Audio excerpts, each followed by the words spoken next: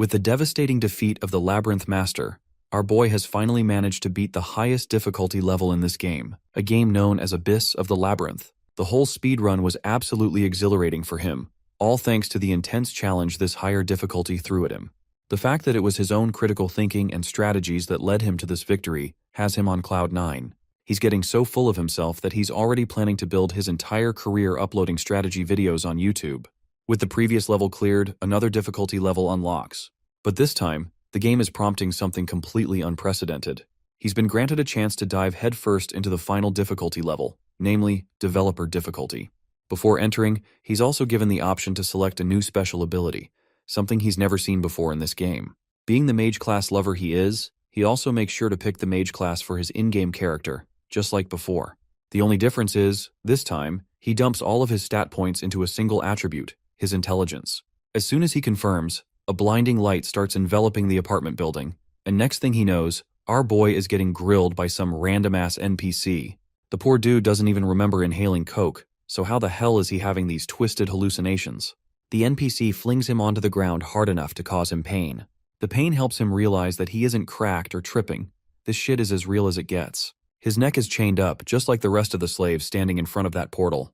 The old man on stage begins rattling off all the context-related details. Every slave has been given a magic wand and is expected to enter the labyrinth through the portal. The only reason these poor bastards ended up in this mess is because of the crimes they've committed. And this labyrinth is basically a God-sent opportunity for redemption. Anyone who makes it out alive can use the money earned in the maze to buy their freedom. Plus, they'll also get a chance to enroll in his magic academy.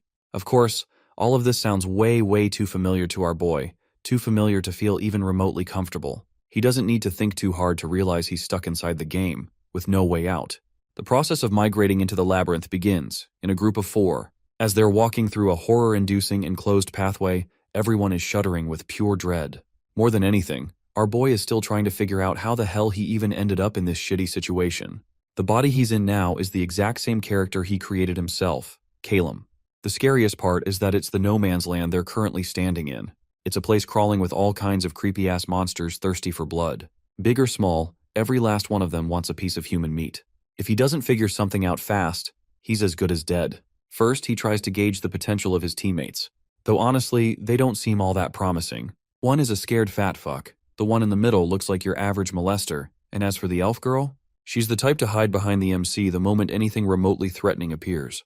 It's a full-on squad of oddballs, but that creepy molester dude definitely takes the cake with his weird-ass laughter. Our boy is pretty damn sure they're all doomed. This group is a recipe for disaster, the last thing Calum was expecting. Still, he tries to rally the whiny bunch, giving them a bit of hope that they can survive, just not if they keep reacting the way they are. But the fatty? He's so freaked out he bolts in the opposite direction like some fucked-up kid who never listens. Calum already knows what's waiting for him. And right on cue, a nasty growling sound grabs their attention, followed by a spear slicing through meat, courtesy of a green bastard with 0 hair. The molester guy also doesn't get the chance to resist. A literal spear penetrates his skull, killing him instantly. Dude didn't even get to do anything. Only the elf girl is left. She drops to her knees while staggering back as she watches her teammates' brains splatter everywhere. The goblins don't give them even a second to mourn. They're already charging again. This isn't how things were supposed to go. With a single leap, the goblin closes the distance, and its blade is now just nanoseconds from slicing through our boy's neck. But then a miracle takes place. Plot armor, his special ability kicks in just in time. It's the ability he got after clearing the last level. The power to freeze time for 60 seconds. Time freezes instantly, so does the goblin. Calum looks at that sharp blade over his neck, a near-death experience he just escaped by hair. But time is ticking. He needs to make the most of these precious seconds. There's a catch, though. Every time he moves while time is frozen, he loses 1 action point. 3 moves and the time will resume once again. He's already lost 1 point just from raising his wand in an attempt to block the blade. With only 3 movement points left, he's stuck. Not enough to dodge or counter what's coming. It is then he notices something. Speaking doesn't cost movement points. In fact, he can use voice commands to cast spells. So, he uses 2 more points to lift his wand, and with his final point, he casts his spell, Fireball. Time resumes just as the fireball materializes, unleashing a huge torrent of flames that incinerates every enemy in range. The elf girl can only watch with bewilderment. Thankfully, the threat's been neutralized for now. Still, that blade came way too close. Bro genuinely thought he was about to meet the heavens. He's just glad he didn't die like those 2 dumbasses. Panicking isn't the way to go. So far, everything that's happened has mirrored the events in the game exactly. And if that's the case, if this world really runs by the same rules, then no one knows how to beat it better than him. He's dead sure he's going to reach the exit. He drags himself over to the bodies of the fallen fellows and loots their corpses as they won't be needing the gear anymore. Then he turns to the timid girl, who just starts to freak even more. He wants to know what kind of spell her wand casts. She flails anxiously before stammering out that it's a lightning shock. It's her first time holding a wand, so she panicked instead of using it. Caleb already figured she was a lost cause, but hey, something is better than nothing. He gives her a little lecture about how to use the wand when shit hits the fan. Even a second of hesitation can get them both killed. Anyway, he decides it's time to keep moving and find the exit. He doesn't know who's pulling the strings up there, gods or developers. And frankly, he doesn't care. He's going to flex his game knowledge to brave through it, no matter what. Many years ago, the labyrinth experienced a change like never before. A sudden, unstable eruption allowed monsters to come pouring out, unleashing their wrath and slaughtering countless adventurers and mages. Since then, the labyrinth has been trying to train a group of newbies called the Exploration Mages. Basically, the concept goes like this. Throw a random slave into the labyrinth, and if they survive, then they're fit to be nurtured more. That's the cruel reality of the game. However, even though Caleb knows about the original game's flow, he has yet to confirm if the game follows the same logic. He intends to stay sharp and alert for that. His newest partner, the elf girl, introduces herself as Yernil and thanks him for all his support. Both of them travel along, as Yernil curiously asks about Caleb's composed demeanor, which is strange considering that he talked to other people back on the slave ship. Now this revelation is like a lightning bolt hitting our boy, because it basically means that the people from the ship already know about his real identity. He's got to be even more careful from now on. The elf rattles on, revealing how she was raised in a fairy forest. Her backstory is sad, because the poor girl took up an errand job, not knowing that it was secretly a drug-dealing business. Apparently this chick was cooking some meth with Walter White. Long story short, that ended up getting her framed for her involvement. And because she couldn't pay the hefty fine, the poor elf met her fate as a slave. Hilariously, our boy doesn't appreciate her continuous yapping, even though he fully understands that Yernil is only trying to distract herself from her fear. He insists she stay quiet for a moment until it happens. A sudden system notification issues a 60-second countdown. But here's the neat part. Caleb thinks that he must have stepped on a trap, causing his body to activate time-freezing ability. But apparently the countdown goes on, while he uses this moment to analyze the situation properly. Generally, the traps on the first floor are notorious for using walls as their main source of attack. The best part is that there aren't any problems from Yernil's side, which means she's safe from hitting an accidental trap. However, when our boy quickly glances to check his side, he cautiously decides to spend one action point. Luckily, there aren't any holes on his side of the wall either, which means they should be safe. Next, he checks on the ceiling, which also appears to be safe. With those two possibilities eliminated, the chances of the trap being related to the floor rise increasingly higher. But first, let's deep dive into the four main types of floor traps on the first floor. The first one is a rather basic rising spike trap. Erecting from the ground, it takes out your feet immediately. The second trap is the detonating nail bomb, which is basically like a grenade, but only this time, dozens of nails are coming your way. If that thing pops off here, they'll be in deep trouble. The third kind of trap is the gas trap, which acts as a sleeping mechanism, knocking out people for long enough to have them hunted by the monsters. Finally, there's the pit trap. It's the most devastating trap because it directly launches you to the second floor. There's just no avoiding one's fate if you happen to encounter it. Now, here's the thing. His hourglass ability wouldn't have popped off if it hadn't detected a serious threat. This means that the spikes are out of the option because they're not a lethal threat. Unfortunately, while our boy's thinking wide and deep, his clock is starting to run down. He's down to the final 5 seconds and finds himself overwhelmed at the annoying puzzle. Realizing that he must venture on and explore the risk on his own, Caleb lifts his foot and smacks it powerfully on another block. Coincidentally, he expires his action energy blocks in the same duration, causing the end of the turn and initiating a cooldown sequence. By the way, the clumsy elf quickly trips over him because of him. But it wasn't an accident. It's actually Caleb who just saved her life as he reveals that all this time, the elf had stepped on a trap. This particular trap is the detonating nail trap, which means the moment he lifts his foot, the exploding nails will strike them both down, rendering serious injuries. That's also the reason he replaced his foot with her, because the trap is like a pressure mine that requires some weight reaction. Anyway, Yernil's genuinely freaking out, wondering what they'll do, now that they're stuck. Our boy quickly reminds her of the barrel they passed by just a while ago. The elf also remembers about the barrel, so he tells her to quickly fetch it. Running off at once, Urinal promises to return with the barrel. While she's away, the mage reflects that every trap has its counter, and for this particular one, a heavy object's replacement is a good way to subdue it. He thinks Urinal won't take longer than 10 minutes to return with the barrel, except 30 whole minutes just passed and the dumbass elf is nowhere to be found. It's starting to make him worry, because if Urinal ends up getting caught in another trap, she's cooked, and our boy's gonna wind up having at least 10 more holes in his body. Fear grapples his mind as he starts to wonder if she met her doom at the hands of monsters. This is a fucked up situation, because his act of selflessness could result in his own demise. Thankfully, the clumsy elf returns with the barrel. Poor girl has been struggling to roll with it because it's so heavy. It's the reason she took her sweet-ass time. But our boy doesn't care anymore. He's just glad to know he'll get out in one piece. And yes, the one piece is real. They end up replacing him with the barrel. Next up, he uses his telekinesis magic wand to lift the barrel, in order to annihilate any surrounding traps that they haven't yet discovered. With a simple move command, Calem is capable of causing the barrel to lift, setting the trap off and detonating an enormous explosion. Urinal is rendered speechless, looking at the poor girl's shocked face. Good thing our heroes survived once again. With this experience in mind, Calem places importance on looking out for monsters and traps from now on. Though he's got to look out for both potential hazards, the silver lining is his hourglass magic ability, allowing him to distribute 10 points among his base stats. If he can focus on using those points to his advantage, he can always be one step ahead because of his ability. For now, Calem insists that he spends his points wisely on his intelligence stat, believing that it's going to help him clear floor 1. But then there's also the drawback of his ability. He doesn't possess absolute control over casting the start of his turn, because it happens right after he faces a threat to his life. Then there's the problem of action points getting reduced with each spell casting. While he's busy in his thoughts, a sudden goblin duo pops up as a free test subject for our boy.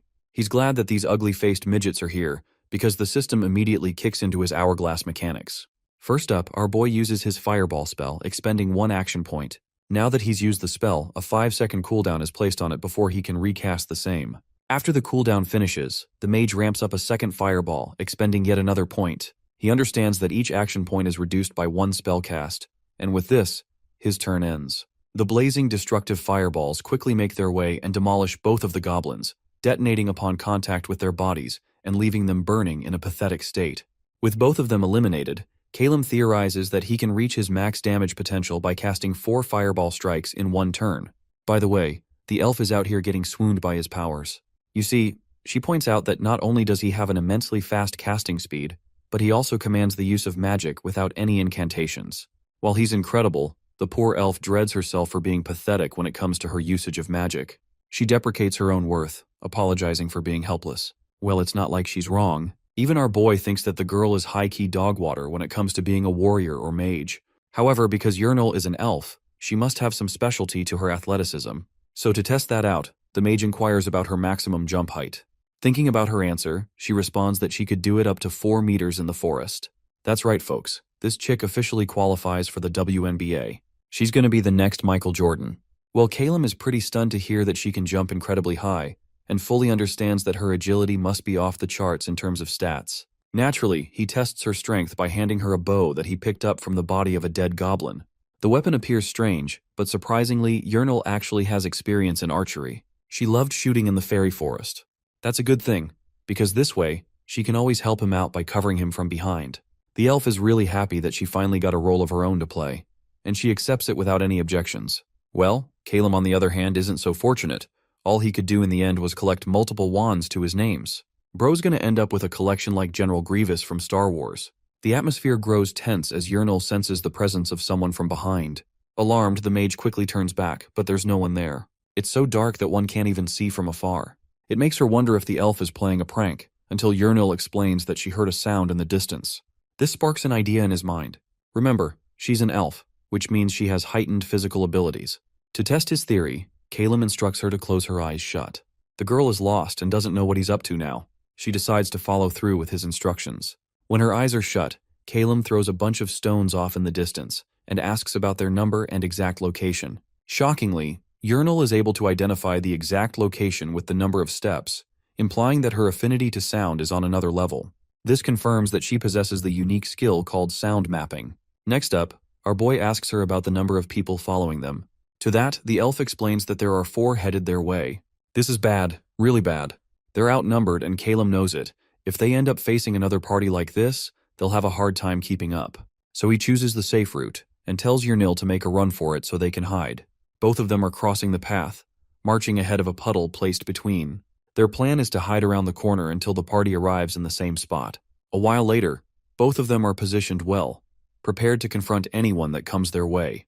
The footsteps grow closer and closer as Calum and Yrnil find themselves in a pinch. Suddenly, our boy reveals himself ahead of the squad, demanding that they stop at once. He then confronts them, questioning why these guys are tailing them around. The leader of the party is a baldhead, who explicitly states that they don't care about the mage. Instead, this psychotic clown has his eyes set on the elf girl traveling with him. The opposing party members only care about getting their hands on the pretty elf, so much so that they're threatening our boy to surrender her over if he wants a chance to live. In response, both Yrnil and Calum are sharply aiming at their enemies. The slime ball with ugly eyes is confident in his incredible shield, which is capable of withstanding the might of low-tier magic without any problem. Not to mention it's also a pretty good defensive weapon against the typical bow and arrow, the one Yrnil is using right now. The guy advises our boy to not even bother with his chanting, because they'll kill him even sooner than he can finish his first chant. From the looks of things, these guys are pretty damn confident in their ability to take them down. The numbers are on their side, so the baldhead leader suggests forming a large party involving the elf. However, these disgusting men have their own plans for Yrnil after she joins the party. In fact, the scumbag party leader is salivating at the thought of it. Let's turn to the side of our heroes. The poor elf is quivering for support, wondering what Calum's got up his sleeve. Meanwhile, our boy is currently reflecting on the situation, how he's never going to follow through with the idea of sacrificing Yrnil. With just one look, he's able to infer what kind of men they are. It's far too risky to involve them in a party too. So our boy finally breaks his silence, threatening to kill them if they don't fudge off at once. Hearing him finally take a stance gives the elf some assurance that our boy's got something planned.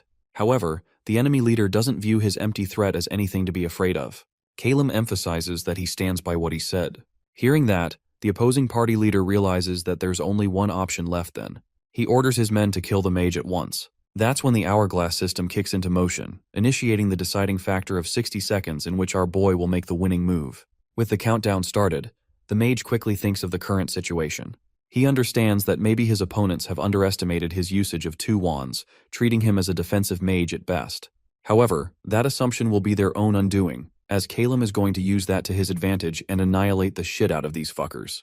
First off, he targets the puddle just underneath the party's feet. With a touch of the lightning-type spell called Lightning Shock, Calum should be able to electrocute at least one of them with a powerful stun. Top it off with the water, and it's possible for him to take them all out in one blow. Investing his first energy block into his first spell, Calum unleashes the Lighting Surge ability, quickly targeting the puddle underneath. With the lighting already underway, his next initiative is to get rid of the shield, rendering his enemies completely defenseless and easy to kill. So for his second energy cast, he releases the Uchiha clan's Fireball Jutsu from Naruto. The turn hasn't finished just yet. With 2 spell castings underway, he still has more than enough time to think of the rest of his moves. For his third spend, he targets the bald guy, in other words, the douchebag leader of the party. And that's how he ended up expiring all of his energy blocks by releasing a bunch of fireballs, as well as a lightning shock spell, to completely obliterate his enemies. The spells kick into overdrive. The lightning shock stuns all 4 of these bastards for a good minute. With the initial stun finished, the party leader is defenseless because he's just dropped his shield and weapons. Now, the incoming fireball makes its way, bursting into the puddle and unleashing a blinding vapor. With the party leader completely confused and isolated, the remaining fireball specifically comes targeting his head. An enormous explosion blows out with the spell detonating at last. Right away, our boy signals the elf to make her move and unleash her arrows. The elf doesn't hesitate for a split second and releases the arrow into the blind vapor. Even though the steam is difficult to see through, Yrnil's unique advantage to sound map the area gives her an easy edge to aim without any problems. Calum directs her to keep on shooting among the steam, while he quickly thinks of his next move. The problem is, he's currently on a cooldown, and if the elf hasn't taken out at least one of those men with her arrows, they'll be in deep trouble by the time the enemy party unleashes its counterattack. Our boy is damn near certain that the bald head ended up getting struck by the fireball, which only leaves his underlings to deal with. The scene grows tense by every moment as the cooldown timer takes its time to replenish, causing Calum severe anxiety. He quickly turns to the elf, instructing her to target the warrior while he's charging up his powers. But to his utter shock, he is baffled to learn that Yrnil has already killed them all. It doesn't make sense because she only shot 2 arrows at best. The veil of mystery is lifted at last. when the steam settles out and the corpses of the party members are made visible. They've been brutally slaughtered thanks to the arrows hitting all of their fatal spots. This elf was able to somehow manage a triple kill with just 2 arrows, showing her incredible talent when applied correctly. So much so that even our boy is starting to feel afraid of the innocent elf. Yahello expresses that she felt the same fear. It's just that she tried really hard to make that shot connect. Anyway, the bald head ended up surviving, but the same can't be said for his hands, as they blew out in an effort to block the fireball. The scumbag is whimpering in pain. His previous arrogance has been replaced with fear and curiosity, as he questions the mage's true identity. The fact that Calum casted magic without even issuing a single chant strikes him speechless. To see an overpowered mage like him in a place like this, the party leader is baffled at what someone like him is doing here. The same guy who was gooning to the thought of obtaining the elf for himself is now out here preaching out about the unfairness of this world. Calum gives him a reality check that it's the baldhead's own fault for doing reckless shit in the dungeon.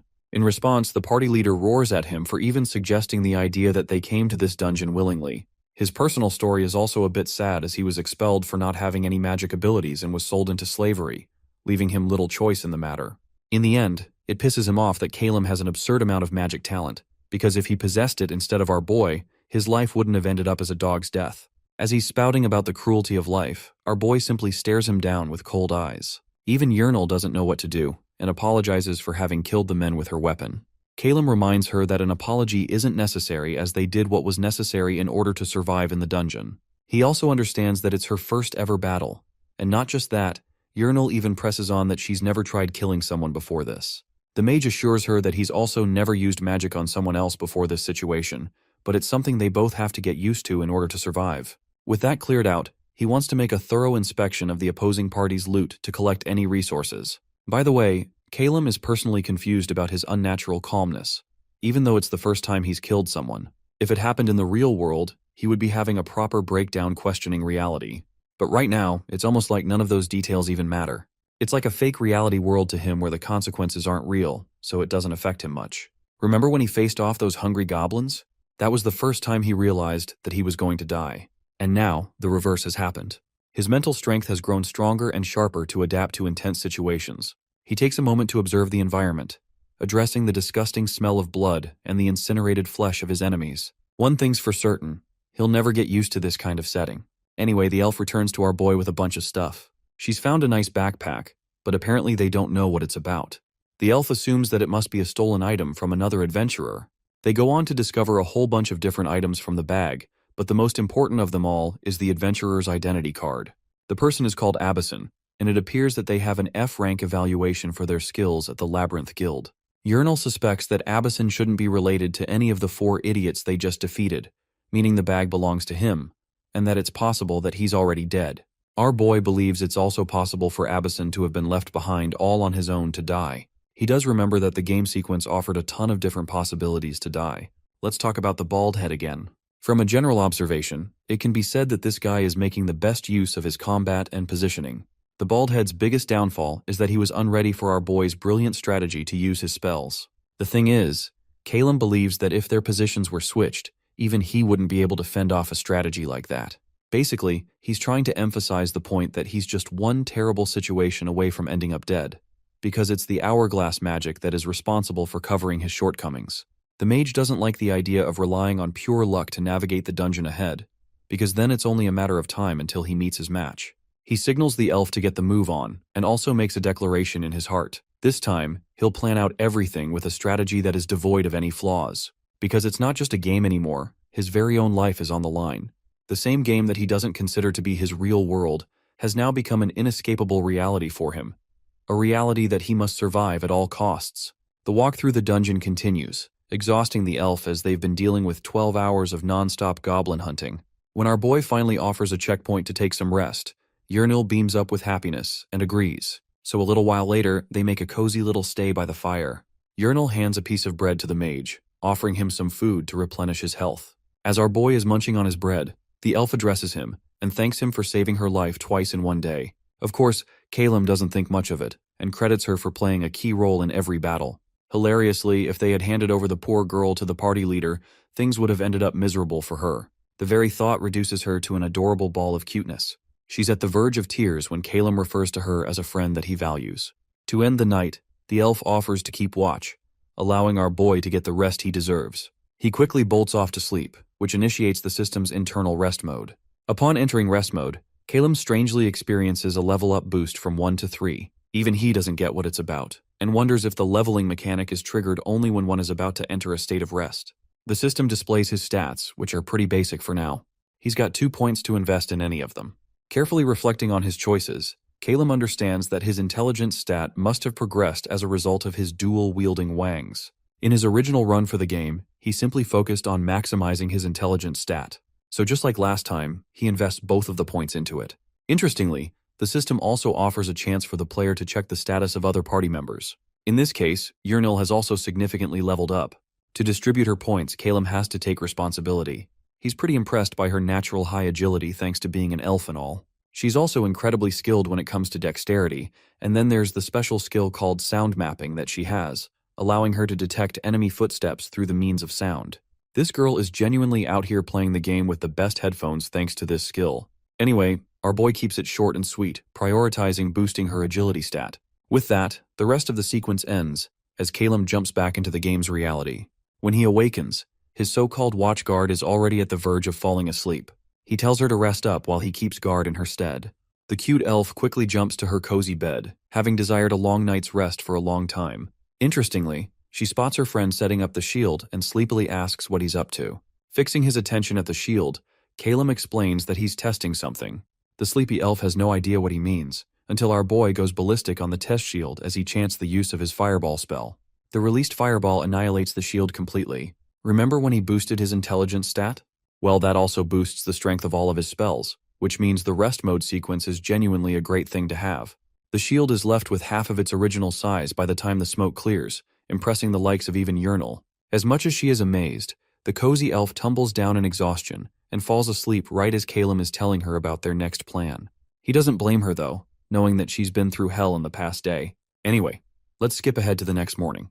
Both our heroes are well rested and ready to go. The elf is curious and growing impatient to locate the exit gate. Here's the big problem about exit gates. They're completely randomized by a factor of luck. In this case, Calum thinks that his luck is the worst thing he's ever had ever since Truck Kun sent his ass to this world. With 3 paths open to take, Calum succumbs to defeat, realizing it's going to take them an entire week to get this over with. However, in the very next room, he is stunned to lay his eyes on the exit gate. It's crazy that they managed to stumble across it. But the problem is, they're going to have to deal with the adventurers guarding the gate. So, the mage quickly does a sharp assessment of their abilities. He believes that these guards are probably a veteran party, which means they can't afford to make even a single mistake, or else it'll cost them everything. The interesting-looking trio decides to make its move first, questioning if both Calum and Yurnil belong to the slave team of Magic University. Without a second thought, our boy quickly agrees, while also internalizing the awkward situation happening before his eyes. The dwarf addresses Emma, questioning when the last batch of slaves was sent here. As she recalls, it was around 10 a.m. This means that it's taken up more than a day for this duo to arrive and reach the exit. The dwarf is surely impressed and quickly points out his understanding of Yurnil's strength as an archer, instead of choosing to stick with magic. While she's out here bumming out, Calum confirms his confidence over wielding the double wands.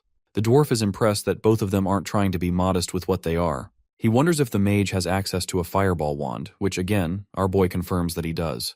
The midget turns to Zakal for a final opinion on the situation, to which the beastman responds that it's pointless to waste time here. Emma chimes in and thinks that it's best to recruit the confident mage. However, confidence isn't enough because in the end, they're treating Calum and Yurnil as part of a slave team. The 3 of them are engaged in a discussion, when suddenly Abyssin's name is brought up all of a sudden. The observant mage quickly catches it, and realizes that they're talking about the owner of the backpack. Sensing that it's a good opportunity to add his opinion, our boy questions if these guys have recently lost a mage friend. Of course, the 3 of them confirm the demise of Abyssin, who met his demise at the hands of a brutal black hornet on floor 1. Poor guy had quickly become a favorite of the dwarf, so much so that he felt pity over his death. Emma bursts in, reminding the idiot that Abyssin's soul is still intact because of her spell. All they need now is a revival scroll, and things will proceed smoothly in their favor. But here's the problem. Neither one of them can leave the exit gate to look for one. This adds more perspective about their situation in Calum's eyes. He understands that behind the gate is a gate boss, and one of the requirements to challenge the boss is to have a mage in your party. That's the reason they're thinking about recruiting our boy. Calum wonders what kind of boss lurks behind the door, because if it comes down to normal bosses like trolls or salamanders or even the brass goat, they can easily be defeated by this party. However, the real problem comes along if they're dealing with an aerial-type boss monster. But if that were the case, they would have demanded use of the elf instead of him. With all other possibilities knocked out, it only leaves room for one final assumption. Calum confidently declares that the gate boss they're dealing with is the venomic spider. His words are so paralyzing that they stun all three of them for a good minute. Emma and Zakal are impressed by the slave magician's insight over the venomic spider. Even the dwarf can tell that Calum is someone who is well-read when it comes to dungeons. You see, when it comes to the terrifying might of the venomic spider, it is nothing but horror and dread. The creature continuously spams lethal venom and releases annoying webs. This means that the exit room is actually fully webbed up already. If the party goes inside, they're gonna get destroyed because of its natural hunting ground. The boss monster will make quick work of all three, because even a single mistake will cost the party members their lives. The only possible solution to such a situation is the use of a fire mage, someone who can burn down the webs and limit the spider's movement. Killing it is the easy part with a proper strategy. Having figured out their intentions, Calum understands why they need him. Emma and Zakal are truly impressed by his calculating nature and want to board him on the team up. The party leader finds himself fully convinced as well, and allows the duo to join their group of three. But to his utter shock, a resounding no is slapped in his face. This is strange because just 1 second ago they were confident Calum was going to join them. Even the adorable elf doesn't understand why he's backing out from the offer. Our boy admits that it's a good opportunity for them to defeat the boss and use the exit gate to escape this hellhole. However, the one thing that the adventurers group conveniently failed to mention is the fact that only 4 members can use the exit gate at one time. The realization stuns the elf, as Calum further explains that with each addition of a person, the gate risks an accelerated collapse. At best, only 4 people can get the hell out. The fact that their party's only got 1 spot left means they only want the mage. And that also means that they're demanding Calum to abandon Urinal, a revelation that haunts the elf's feelings. The leader of the group is impressed by the young mage's deductive skills. He figured out their strategy in the span of a few moments. The leader offers an apology, emphasizing that they didn't mean to hide their true intentions. While they have nothing against taking both of them inside, the problem is, they only require 1 mage. With this, at least Calum is being presented with an opportunity to escape safe and sound. So they ruthlessly suggest that he leave his elf friend behind, causing the adorable thing to freeze in terror. Urinal doesn't know what Calum will say as everything hinges on his response. Here's the issue. The offer is actually tempting. After all, he needs to preserve his own life above all. But even then, if he can't escape the life of a slave after escaping the labyrinth, they'll toss him back in here again. Ahead of him are 3 competent adventurers, but there's no telling if they'll betray him in the future or not. It's entirely possible that he'll be ditched to another party full of slaves again. And if that happens, he won't ever be able to come across someone with Urinal's brilliant abilities. That's why he breaks his silence and makes it known that he will never abandon his elf friend. Calum's declaration shocks the life out of the adventurers as well as his own friend. Instead of making such a ruthless choice, he offers a different proposal. The mage wants these guys to hire him for a price. The idea is ridiculous in the eyes of the leader, because this guy is basically asking for a flat payment instead of getting a chance to escape through the exit gate. The fact that he's making this decision entices the dwarf, but he still goes on to hear his offer. When Calum names his price to be 10,000 gold, it gets on the nerves of the leader and frightens his friend Urinal, because this kind of price is a godly amount when it comes to money. Our boy knows all about it. The thing is, with the stones and backpack he's acquired from the initial floor, if they sold everything they owned, it still wouldn't go beyond 2,000 gold. Even when it comes to the price of 1 slave, both Urinal and Calum are weighed equal to 6,000 gold. This means that if he somehow acquires 10,000 gold, he can break free of his slave position and secure some funds in the process. The situation is flipped over its head, causing the party to argue with each other again. Now these guys are special. Even our boy understands that Emma, the cleric of their party, isn't easy to acquire. This means these guys are packing a crap ton of money and should be able to offer such an amount. There's also the fact that fatigue is catching up to them, and they are growing restless to confront the boss. In the eyes of the mage, he also thinks Abyssin is one other critical reason they have to fight for. In order to revive the dude's spirit, they have to use a resurrection scroll, which has a certain time limit for souls. That means they're desperate for a quick solution, once again adding to Calum's advantage. The beastmen of the group thinks that they should move forward with the deal, seeing as there isn't any other mage around to help them. Calum also intends to secure a proper oath using Emma's status as a cleric, such that they aren't betrayed after the deal is made. Emma assures him that she can do that for him for their agreement. Displeased with the negotiation, the dwarf offers 9,000 gold as a final price. But our boy loves to fight his way through a negotiation and bumps up to 9,500. The dwarf tries convincing him, but he doesn't budge. In the end, the dwarf reluctantly has to agree to Calem's price. He can't believe that he just got hustled by a slave mage, and it only happened because of their circumstances. However, our boy promises that the deal is going to go in their favor, and they'll find that out soon enough. The leader is hoping that his words are truthful, while Emma happily welcomes both the dwarf and Calem to come along. Now that they're moments from entering the room, she chants a contractual spell to form a covenant of their terms. Vertinen's party promises to pay the full amount upon the mission completion, once they're finally close to exiting the gate. And in the case that the party is obliterated, the contract will not take effect. Both parties swear the oath, representing their side, and that settles the matter of trust. Now that the boring stuff is over, it's time to head right into the creepy dungeon.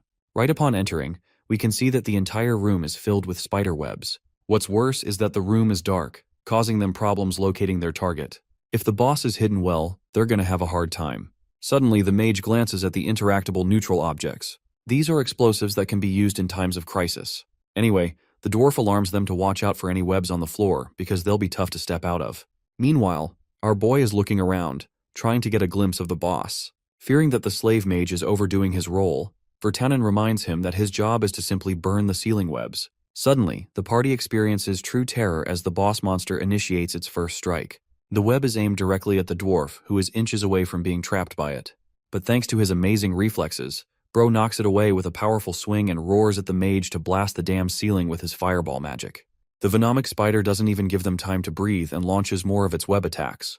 Of course, if this is how things are going to be, then even Calem thinks it's a good thing that the boss is attacking, because now they know where to look. Knowing that this is his one chance to deal a ton of damage, the hourglass magic ability kicks in, initiating the start of his turn.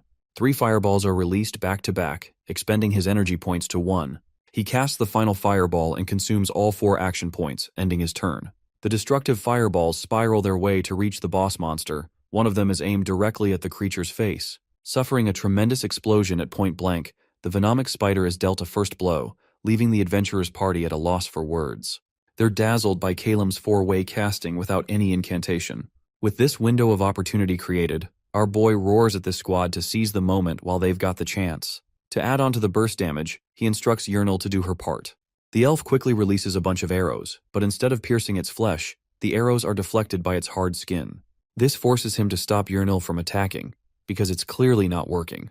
Just a moment after, the column of flame rises to an incredible height. The mage quickly instructs the cleric to put up a magic barrier, which she focuses on doing right away. Next, he tells the beastman to initiate the attack the moment the barrier is set up. Of course, these seasoned veterans are annoyed that he's ordering them around, but they still choose to trust his plan. The beastman dashes ahead while the venomic spider is no longer in a burning state. The creature is prepared to strike down the incoming adventurer with its sharp fangs. But this guy stands on business and activates his lightning-fast ambush attack, cutting the spider's leg and causing it a great deal of pain. Now that the spider has nowhere to go, it plants itself on its back for one final maneuver. Vertinen signals his team to get ready as the creature's about to detonate on itself, allowing the cleric to set up a constellation shield barrier before it happens. Calem breaks down their maneuvers and understands that these guys know the ins and outs of dealing with the monster. However, he's got an even better strategy than blocking the explosion. Extending his ice wand, our boy uses his ice lance spell to terminate any chances of explosion in the first place. The icicle lance stabs the spider's belly, causing a spreading effect that slowly freezes it all over. Next, the mage instructs Vertanen the dwarf to unleash one final attack and demands the cleric to step down. Unfortunately, they're so confused that they're not listening to his advice at all, causing our boy to burst in anger as he begs them to listen to him for once. This is why his experience of playing the game was much easier, because he didn't have to convince people to do obvious things. Anyway, the dwarf listens to his command, bursts forth, launching himself to the air with a final aerial swing of his axe. Using his signature Great Shattering Cleave technique, the dwarf slices the venomic spider's head clean. With that, the boss monster is officially defeated. The group celebrates their victory, not knowing what's about to happen next. Only Calem knows that right after you defeat the spider, there's a hidden mechanic that has a chance of triggering upon its death. What he fears the most is the chance of a second phase spiraling into effect. While the adventurer group is busy celebrating, Yernil is surprised and wonders why Calem appears to be on high alert. He tells the elf to look up for one moment. She follows his instructions and stares at the ceiling, as horror quickly rears its head. Yernil's scream attracts the attention of the main party. The dwarf and the cleric are incapable of seeing anything clear on the dark ceiling, but their beastman fellow is on high alert and senses trouble. You see, the ceiling is where the venomic spider has laid hundreds of spider eggs. And as you can expect, they're at the verge of hatching. None of them anticipated a second phase. Even the dwarf didn't know about it. Sensing the need to act, Calem instructs the elf to quickly hurl the explosive barrel all the way here. She goes on to grab the barrel and gives it a solid push, allowing it to tumble through and make its way to the dwarf, who realizes that his next task is to throw the explosive barrel into the air. Next up, our boy tells the cleric to initiate a spell called Weapons Light on Yurnal's arrow. She quickly chants the spell, imbuing the elf's arrow into a golden shimmer as Yurnal aims towards the ceiling. She releases the golden arrow, which makes its way up top, lightening the center of the egg cluster. Locking down on its exact position, the dwarf thrusts the barrel with immense force. The barrel makes its way close to the cluster of eggs. And now for the final showdown. The hourglass kicks into motion as his turn commences with 4 consecutive fireballs. The turn immediately ends as all 4 of the destructive spheres reach their way up to the explosive barrel. The moment they make contact with the barrel, it generates a mighty explosion. Hilariously, the adventurers are once again stumped by Calem's sudden and consecutive casting, making them wonder if clearing a boss fight was always effortless like this. Anyway, Vertinen has acquired a good grasp of our boy's strength, even though he's a slave mage. It makes him wonder about Calem's identity, but that's not the important part. The important part is that the exit gate has finally appeared, allowing them a pathway to escape. With the mission completed, the mage takes a breath of relief, internalizing his frustrations. Even though they easily cleared the boss fight with the help of a party, it's still not as easy as clicking a few buttons in a game. Before going on ahead, the beastman gets ticked off and confronts our boy, demanding to know about his identity. Funnily enough, the same scary dude turns into a mellow guy and sings praises of Calem's excellent battle strategy. Our boy jokes around that he should have tried killing the adventurer squad so both he and Yurnal could escape on their own. Jokes and banter aside, the dwarf is pretty impressed about his level of skill. It makes him wonder what kind of job Calem was doing before he got dragged on as a slave. The real answer is that our boy has always been addicted to the game from day one, but he can't exactly say that. Instead, he has to make up an excuse about his past as a slave at a magic academy. Vertinen senses that the kid's not ready to let out the real reason, and he respects that like a Chad. Yurnal, on the other hand, is truly surprised that none of them were injured in the boss fight. It went smoother than they expected. Even the dwarf had low expectations, but Calem's performance proved him wrong. Amusingly enough, it turns out that the only reason Vertinen even initiated the contract was because he thought our slave duo would die easily. Hearing that definitely gets on Yurnal's nerves as she gives him a mean look. As for our boy, Calem doesn't really care because he's going to get his money one way or another. Yeah, well, about that. Vertinen encounters that their contract hasn't reached fulfillment US yet. Even our boy agrees, while the beastman wonders what they are talking about, especially when the exit gate is right there. Calem reveals that their oath outlined that they have to reach the village through the gate in order to fulfill the contract. Yurnal is confused, while Emma backs up his words, emphasizing that the terms stated exactly that. The main requirement is for the party to move through the exit gate, which means that if neither of them are able to cross the gate, the contract won't be fulfilled. Even though the exit gate is right there, the conditions will only be fulfilled once the party crosses the exit gate. Side note to help you guys out. Crossing the gate is also the catch, because like previously established, only 4 people can cross it at once, and it would result in one of them being left out. Emma makes it clear that the contract must always be followed down to the last letter. This means both of them will also have to pass through the gate, and if they don't cross, the contract will be rendered void. The complications are confusing for the 2 brain cells that Yurnal has in her mind. Calem, on the other hand, understands that no adventurer is stupid enough to have 10,000 gold on hand during a dungeon raid. Of course, he knew this right away. He knew about the idea of contracts being settled in the village. Turns out that the dwarf always knew that the contract wouldn't go through, which is why he accepted the absurd offer of 9,500 gold in the first place. He's just looking out for his team at the end of the day. Anyway, the beastman tells our boy that it'd be a waste of his talent if he died in a ditch like this. That's why he wants Calem to exact his revenge against the dwarf one day by stealing his wallet. Before heading out in the exit gate, Calem takes out Abyssin's backpack and reveals it to the group. The revelation shocks all 3, causing Vertinen to march forward in disbelief. He checks the backpack, understanding that it looks the same. Unfortunately, the mage reports that they couldn't find the body. They only managed to find the backpack after defeating another party. The news astonishes the beastman and the cleric, while the dwarf wonders if our boy is looking for a price for it. Surprisingly, Calem tells him that he only needs the backpack as a container and doesn't care about the belongings inside. His words are hard-hitting for the dwarf, who was fully expecting him to make another offer related to gold. He laughs it off, promising to let them keep the backpack along with food supplies as long as they return Abyssin's belongings. Calum wasn't expecting to hear this from the dwarf, but it makes him wonder if the adventurer party is planning to take some time off. Vertanen and Emma reveal that they already have a resurrection scroll, so it's not going to be a problem. By the way, it turns out that Abyssin has died once before, so they use the scroll to revive him. At this point, even our boy thinks that this guy should just retire from his line of work.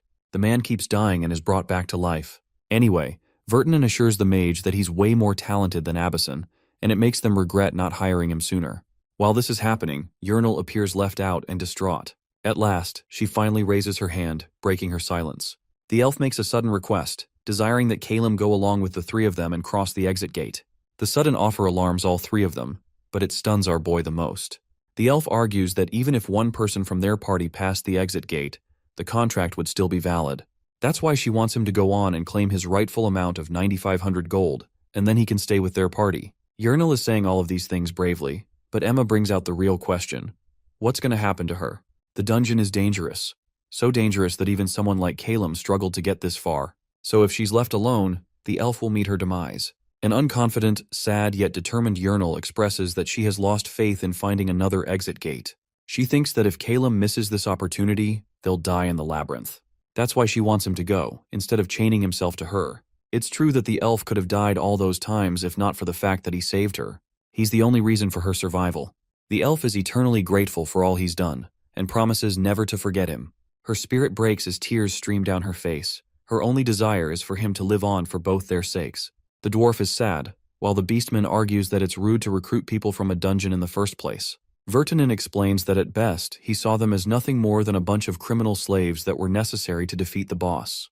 However, he never anticipated that things would turn out this way. He's truly sorry, and this time, instead of treating them as slaves, he wants to treat them like a proper party. And that's why the dwarf is willing to make them another offer. First up, he plans to recruit Calum into his party, promising a 25% profit share of each mission and a payment of 9,500 gold. Now that's an excellent offer by every standard, so much so that even the mage is impressed. Hearing this, the elf pushes him to take up the offer as she can always manage on her own. She wants him to take control of his own future instead of dying for her sake. Interestingly enough, the system screen suddenly pops up with a proposal. If our boy chooses to stay with Urinal, he'll officially gain 100% trust with her. It's quite the sudden thing. Calum wasn't expecting to see an hourglass expansion opportunity screen. After gaining 100% with her, he can include her commands during his turn, which means they can effectively team up together with the effects of his skill.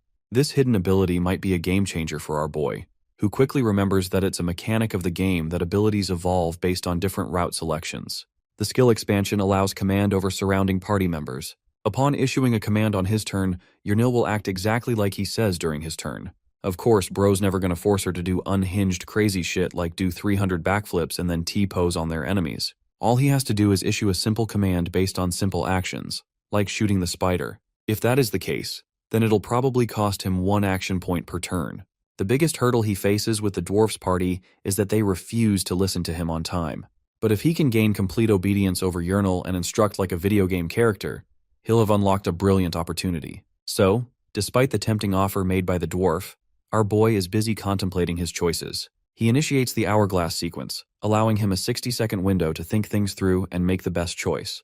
The biggest risk is how things will turn out for their future, which is why he has to be careful. If he chooses the hourglass route, then Urinal and him will become unstoppable. But if he escapes the dungeon with the party, he fulfills his goal of freeing himself from slavery and earning a proper livelihood.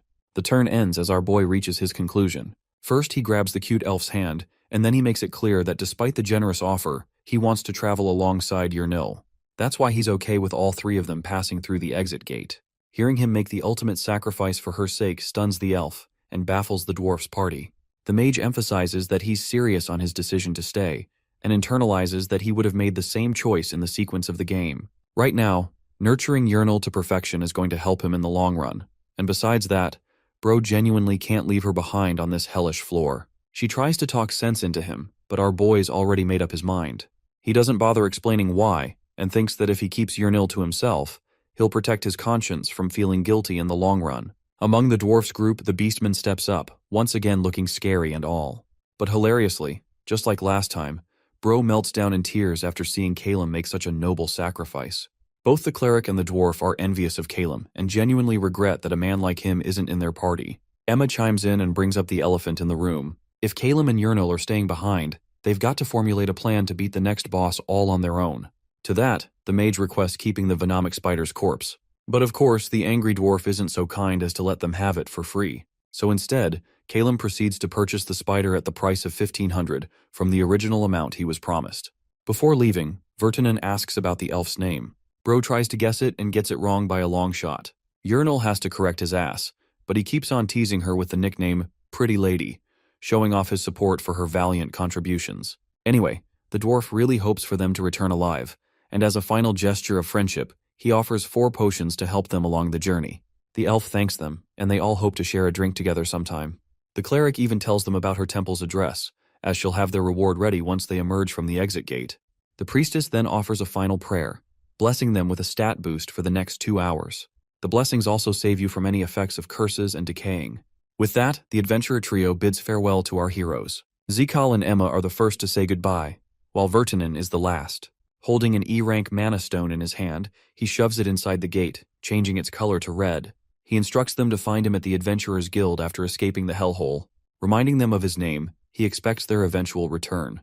The gate closes, leaving the elf regretting Calum's decision to stay behind, especially when it's going to be difficult looking for another exit gate.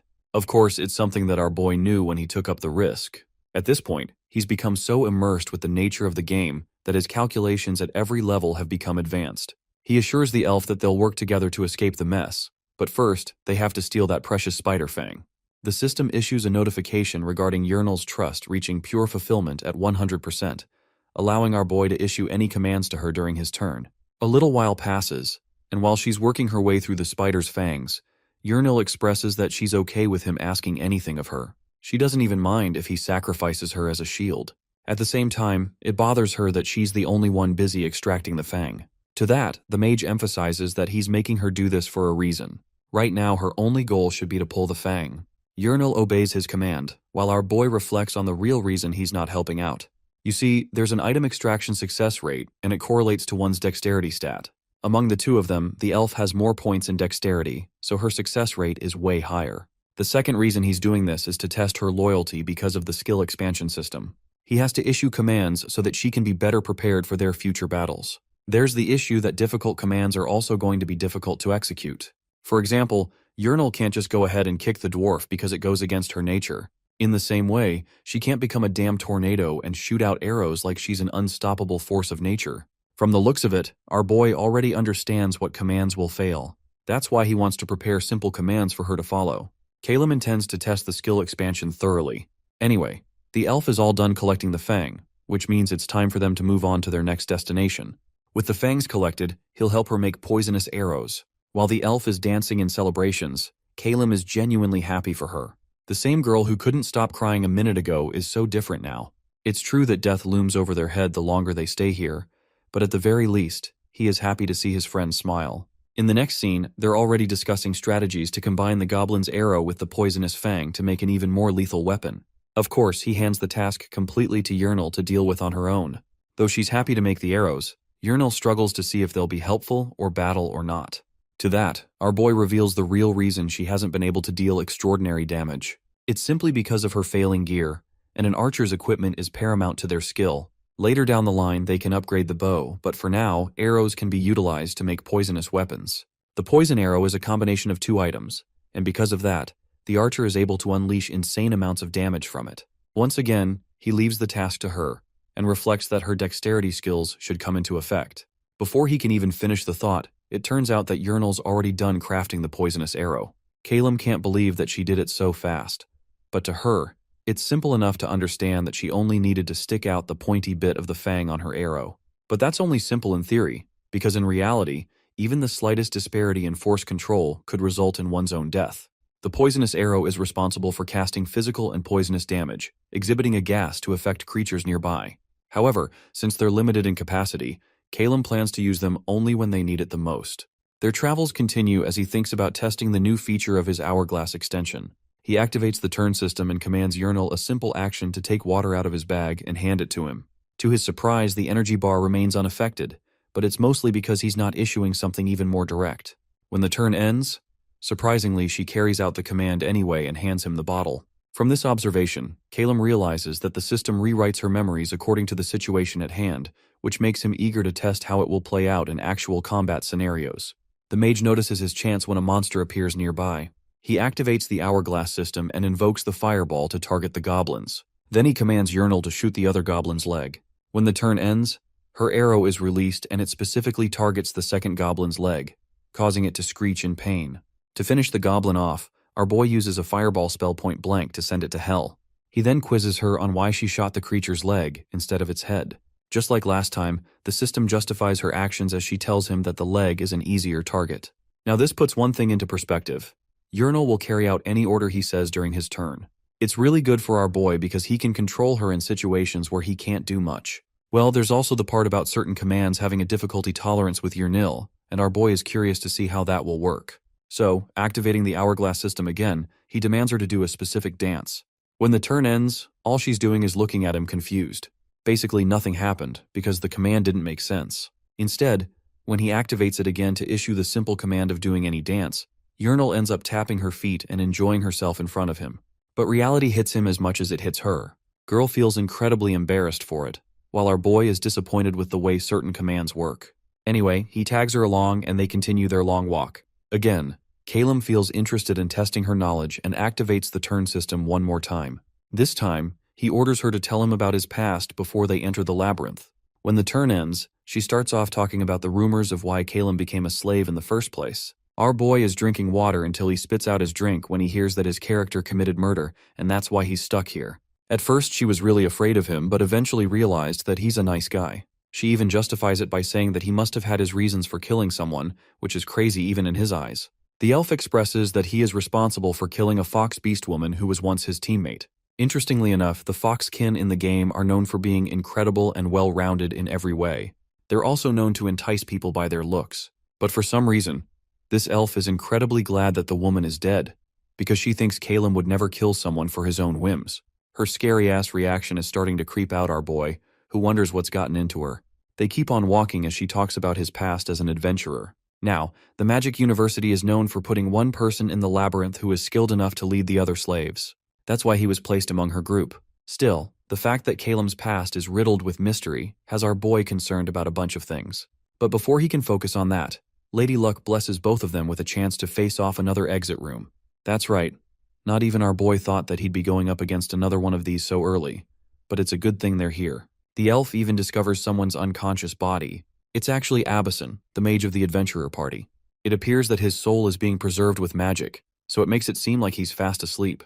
His fair complexion suggests that he belongs to a noble family, because Calum points out that normal slaves can only dream of experiencing a soul preservation service. Anyway, this is good news, because if they can recover his body back to his family, they'll get a hefty reward for it.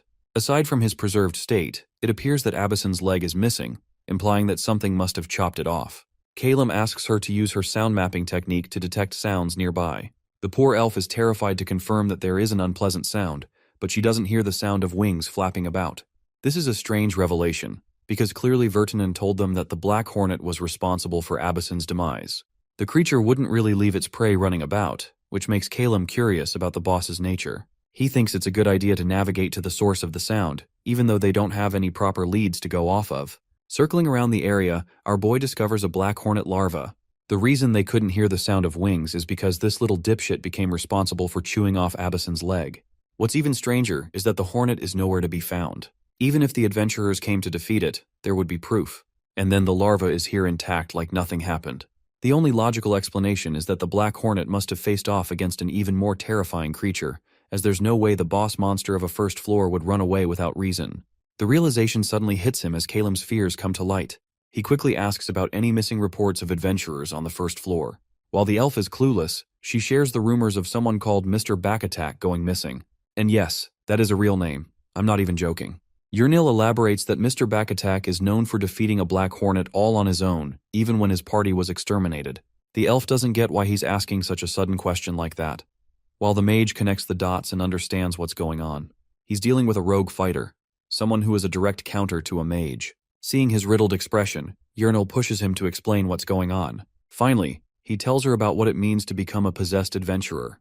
At first, the elf has no clue, but it's normal for her to think like that as possessed adventurers are uncommon. Despite having cleared multiple rounds in the game, Kalem has only had one specific encounter with a possessed adventurer. It's a state of complete madness, where one's soul is devoured by the labyrinth master, driving them to act on his will. These rogue adventurers are channeled by the effect of madness, adding to their terror. Using the same abilities and magic from their adventurer past, they become unimaginably cunning and difficult to deal with. There's a reason why our duo was able to discover the exit room so quickly, and it wasn't just luck. Yernal is at the verge of tears and thinks that all hope is lost, while our boy quickly gathers himself and understands that he's stomping on her morale by losing his own composure. He assures the elf that they'll make the best out of this situation, despite how difficult it may be. After all, she's got him by his side. The scene cuts to the angry dwarf who is rattling his mouth off against the bar owner. No matter how much he tries to convince him about the spectacular multicasting mage, the owner doesn't believe him one bit, as that kind of talent is generational and isn't easy to find. The dwarf has given up on proving his case, while his friend is glad that he just made it back out alive. To make him happy, the guy whips him up a toast for free, at the same time mocking him for his story of the magician who doesn't chant his spells. Despite being angry, Vertinen devours the drink whole. The bar owner is curious about Zikal and learns that the beastman is still lacking experience in labyrinth hunts. Apparently, he's the guy who introduced the two to each other, and he has high expectations of the beastman to live up to the name of Mr. Backattack. The dwarf lets out a hearty laugh, sharing how the rogue is just a legend among the first floors and shouldn't be compared. He's intrigued by the idea of a labyrinth master, but doesn't know much about it. Vertinen's party crashes when the door kicks open. Abisen's mother has been looking left and right for the dwarf for an update on her precious baby boy. She's horrified to learn about his death, which Vertanen confirms on his behalf. Abisen died in a Black Hornet's rampage, and the news rips the boy's mother to shreds. She's out here barely holding her own together, but still has hope because of the soul preservation magic. The boy's older brother is cold as hell and reminds the dwarf that it would be unwise to let his brother's death go unattended like that. An important member of House Burton has fallen, so he's expecting Vertinan to execute a rescue operation soon. The dwarf reveals that the preservation spell should maintain his soul for a week, allowing them to revive him in a timely manner. But the scroll's preparation will take at least 3 days, and only after that will they depart for the journey. The older brother wonders if they can find the kid right away, and learns that Vertinan has a tracking spell on him to look for lost items. Thanks to the ID card they received from Kalem, it's possible to look for him without any problems. He even talks highly of this genius mage, causing the bar owner to jump in to tease and ridicule the dwarf again. After learning about the almighty mage with ultra-fast casting and 0 incantations, even the older brother thinks they're messing around with bad comedy.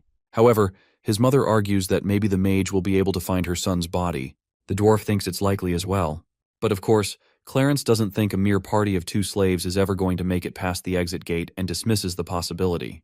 In any case, his mother is impatient and wants an immediate retrieval of Abisen's body, so much so that she's willing to name a reward on it. Hearing about the reward, another beastman expresses interest in recovering the body for them. But before he can finish his sentence, Walmart Gojo Satoru is there to shut his mouth. Bro scares him so bad that he runs out of the bar without saying another word. Clarence is a bit concerned with his mother's usage of money to solve every problem. That's why he offers to find the body himself, pairing himself alongside Vertanen, who thinks it's an excellent idea to take a 5th-floor mage to tag along with them.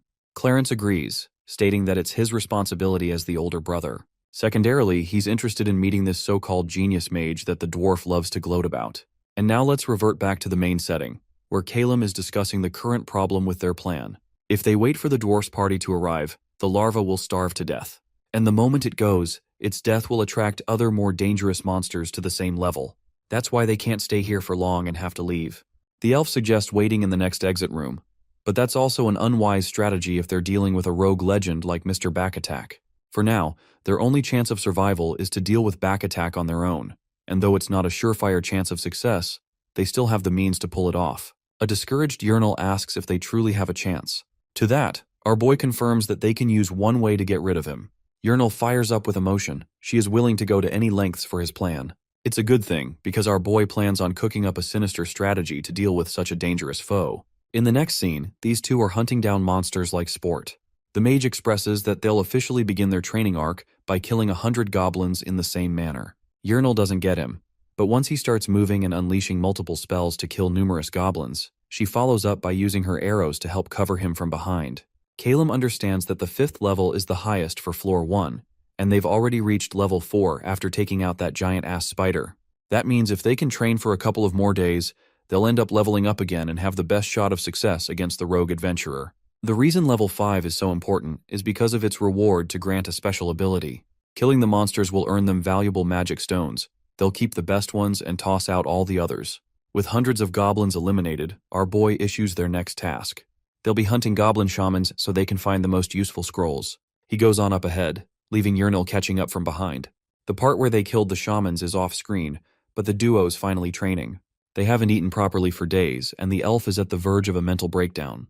The larva is definitely going to die tomorrow, so it's only getting more difficult for them to survive from here on out.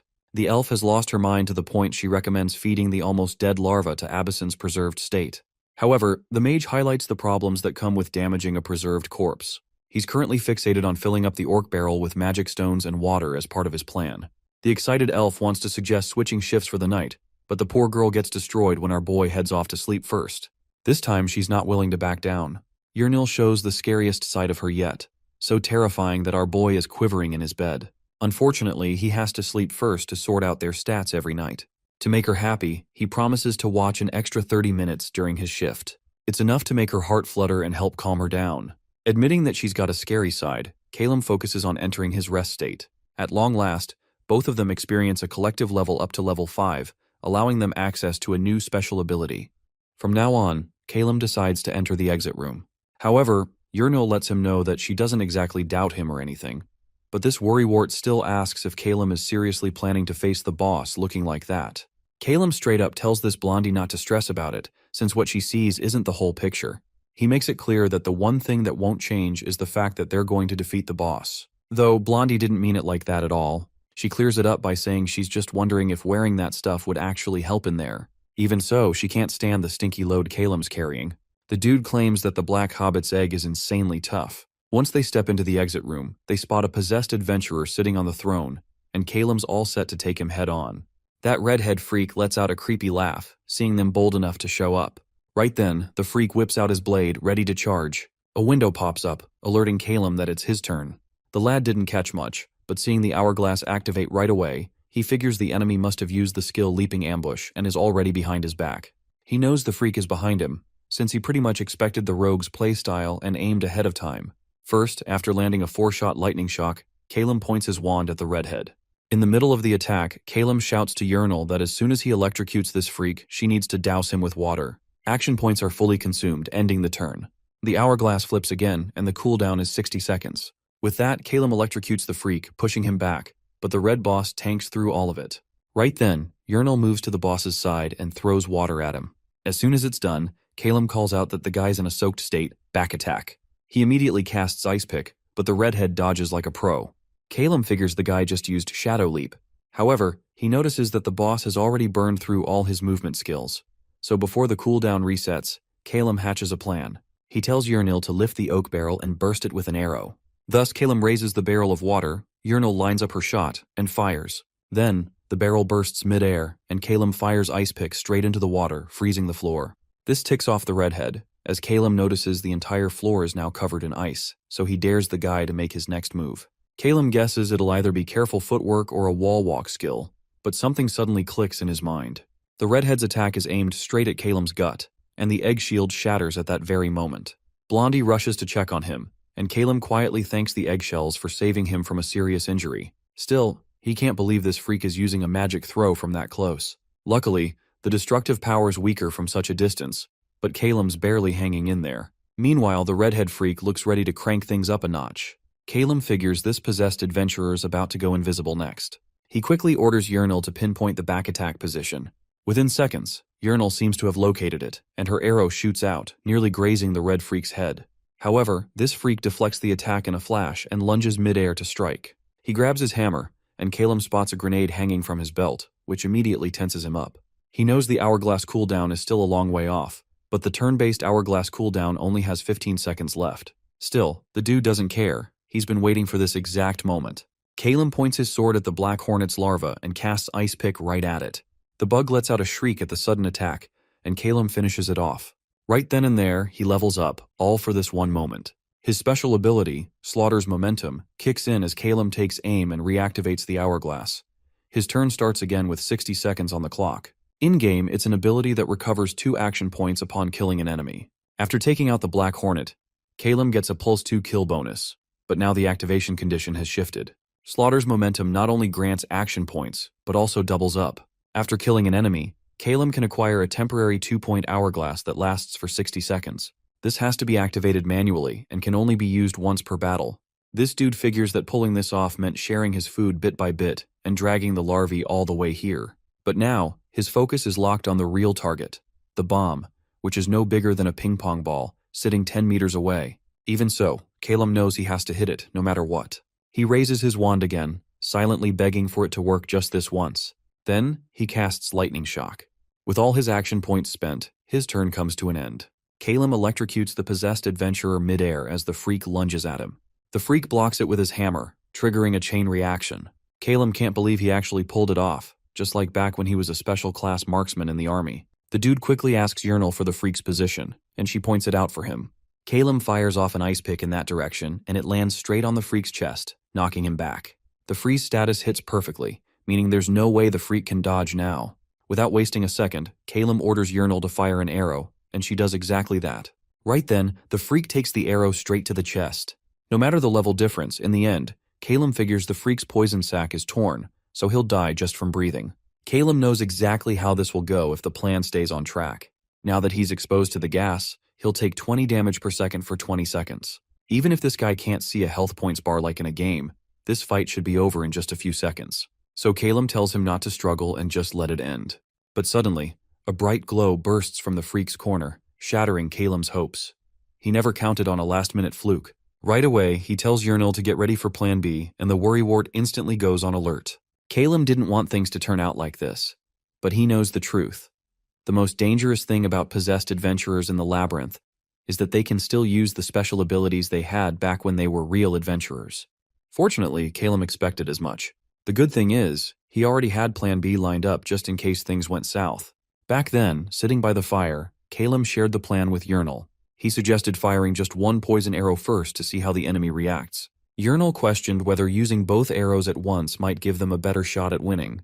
At that point, Calem was already suspicious that this boss supposedly took down a Black Hornet solo, which didn't sit right with him.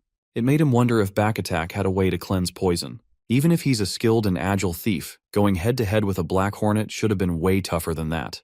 Calem believes that making it through a fight with a Black Hornet without getting grazed by its poison stinger even once is basically impossible. He noticed that Back Attack did get poisoned but somehow dodged death, which makes sense now.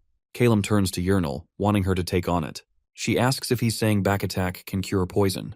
Calem shakes his head. Since Back Attack's a thief, there's no way he'd use magic. Based on his guess, if it's not bombs, potions, or scrolls, then the only thing left is a special ability. That's why Calem is sure their top priority should be confirming whether or not he's got a detox method. That's when the worrywart catches on that if Back Attack can detox fast, they're in serious trouble. But the hero, smug as ever, assures her that it's not going to play out like that. He still has Plan B ready. Back in the present, Back Attack is about to go on a full-blown rampage. With his special ability, Adrenaline Rush, kicking in, which recovers 50 health points, resets the cooldown of one first-tier skill, and wipes out all negative status effects. This freak can feel the surge in his chest as the ability activates. He instantly uses cautious steps and charges straight at Calem. The sight horrifies the boy. He knows the hourglass cooldown still has 3 seconds left. Blondie panics, bow drawn and ready to shoot, but she asks Calem if it's time. He stops her, saying it's not yet.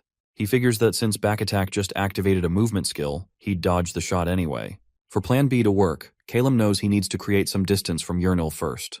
With that, he jumps ahead, sliding down while firing off Lightning Shock at Back Attack.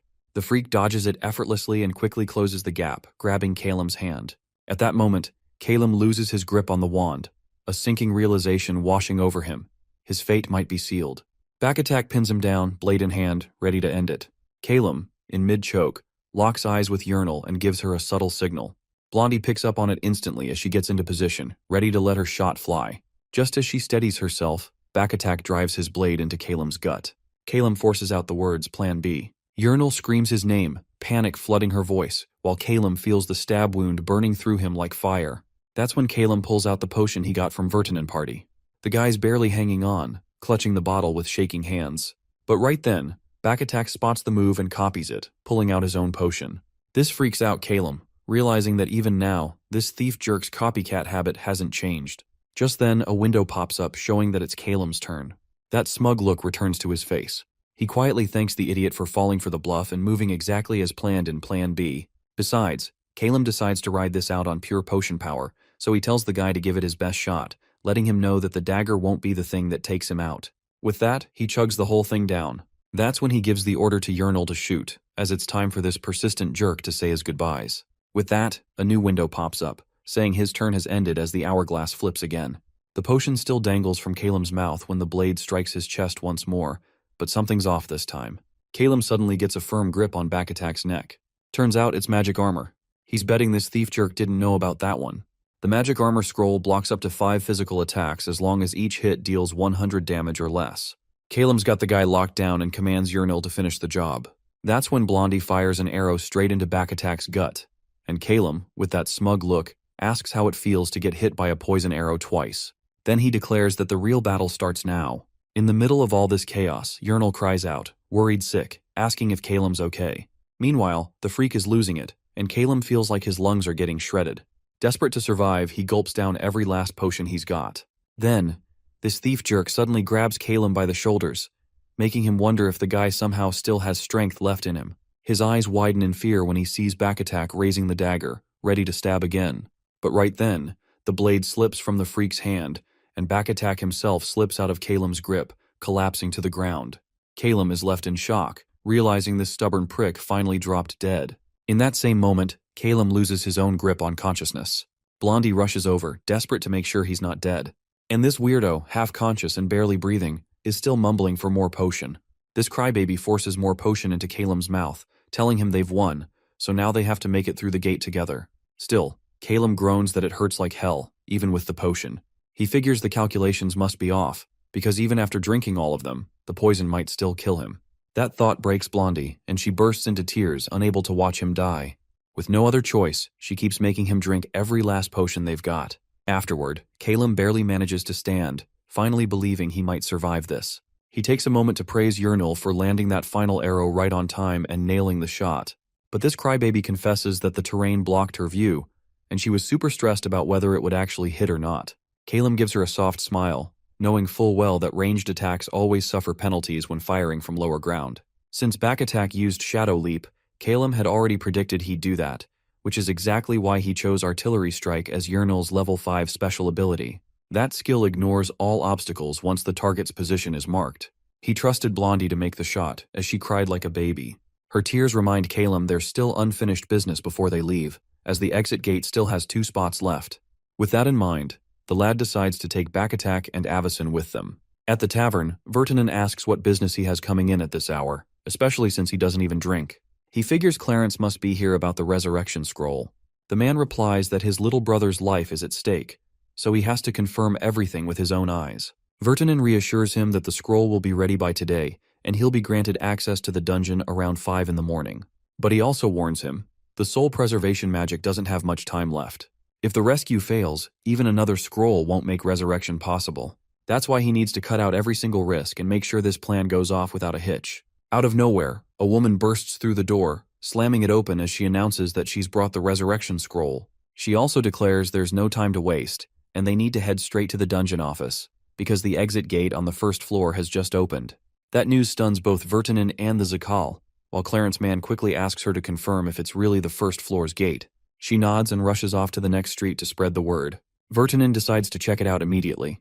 Meanwhile, the Zakal cracks a joke, saying he heard rumors about dwarven money being snatched again, but wonders if it's a rookie this time. At the Dungeon Union's underground control room, right beside the exit gate, there's a girl crying her eyes out. No one's come out yet, and it feels like forever. She can't believe she's stuck in this situation all because of some ridiculous rumor. Suddenly, the nerdo senses movement. Someone's coming out. Behind her, a whole crowd has gathered, all demanding to know if the gate has really opened. Clarence greets the instructor, and she nods, already aware of the news. She figures Clarence showed up to see if Avison made it out, and he confirms with a nod, though he clearly isn't getting his hopes up. Just then, something starts emerging from the gate. The instructor offers some words of comfort, saying she hopes things work out for Clarence, and tells him not to worry too much about his little brother. Still, she insists on checking who's coming out first. That's when a zombie-like face starts to appear through the portal. The moment the instructor sees it, she completely loses her mind, screaming in horror and wondering what's up with that rotten-looking face. Suddenly, someone hurls Avison out of the portal like a piece of trash. Vertinen, the informant, and Zikal are all stunned to see him, while Clarence rushes over to his side. Just as the shock settles, the portal glows golden again, and out comes another body, thrown just as carelessly. The woman instantly recognizes him. That thief jerk, it's none other than Mr. Backattack. The instructor is straight up freaking out, wondering if the portal's just spitting out corpses now. Half the people coming out don't even look alive, and she's got no clue what's going on anymore. Clarence holds his little brother in his arms, trying to piece things together, wondering if it's a two-person party that managed to defeat Backattack. If that's the case, then one of them must be a no-chant ultra-fast caster. He remembers the bartender talking about a slave mage who could cast without chanting. Vertinen is staring in disbelief, trying to process it all. He swears he saw something, but decides to let the others believe what they want for now. Deep down, though, he's starting to wonder if it might actually be true. He calls out for Calum, but it's not him who steps out. It's Blondie, who introduces herself as Yernal. She apologizes for the confusion and reassures everyone that Calum will be out soon enough. Relief washes over the crowd. Vertinen and the others are overjoyed to see that Yernal made it back alive. With a bit of a grin, Vertinen says he always had faith in that guy. He knew they'd pull it off safely, and the trio couldn't be happier. Blondie adds that Calum did most of the work anyway. That's when the instructor suddenly recognizes Yernil as part of the slave team from the Magic Academy. Even for a skilled duo, she admits that defeating Backattack is a huge deal. It has the potential to become headline news, but the fact that it was done by a two-person cheap slave party with basic gear just blows her mind. And when she hears they only formed the party a few days ago, it almost makes her want to throw up from shock. Then the portal flickers again, and Yernil figures it's time for Calum to make his return. Still, the instructor can't wrap her head around how they pulled it off. Just then, Calum's hand reaches through the portal, and Yernil lights up with excitement. He walks out of the exit gate, and Zikal's in disbelief that these two actually brought down Backattack.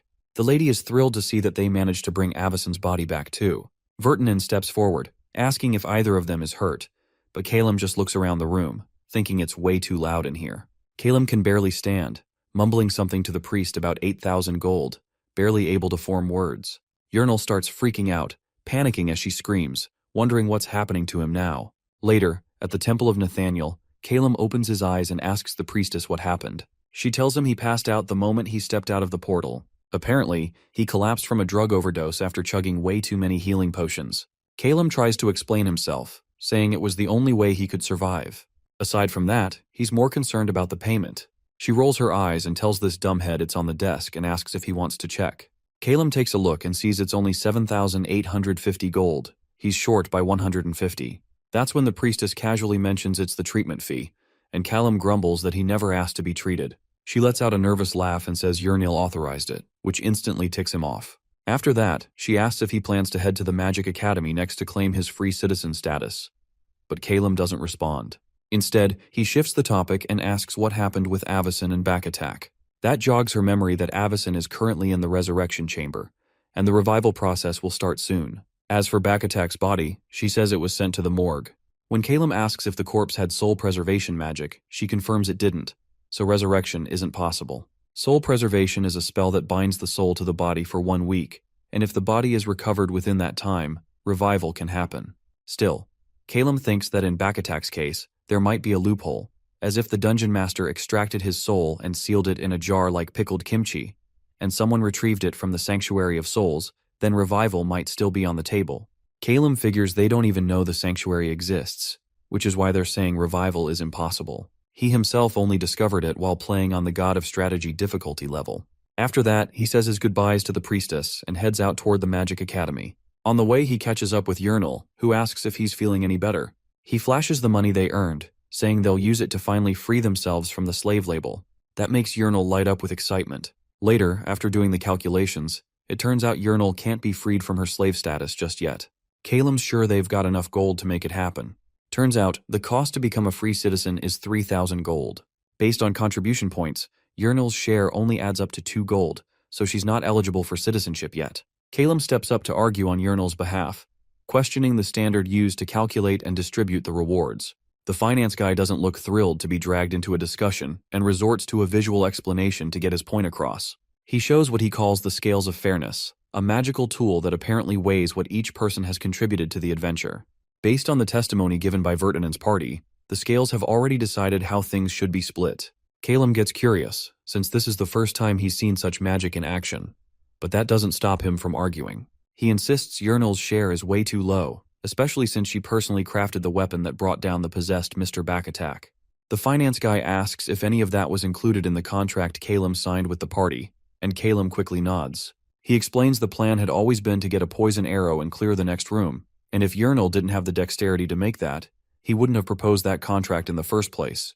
The poor girl stands there shaking and crying as she watches Calum fight for her. Thankfully, the scales of fairness catch all of it. But just when the full calculation for the adventure is about to begin, the finance guy, now looking even more bored than before, drops one more surprise. This time it's some lie prevention magic, as if the situation wasn't already messy enough.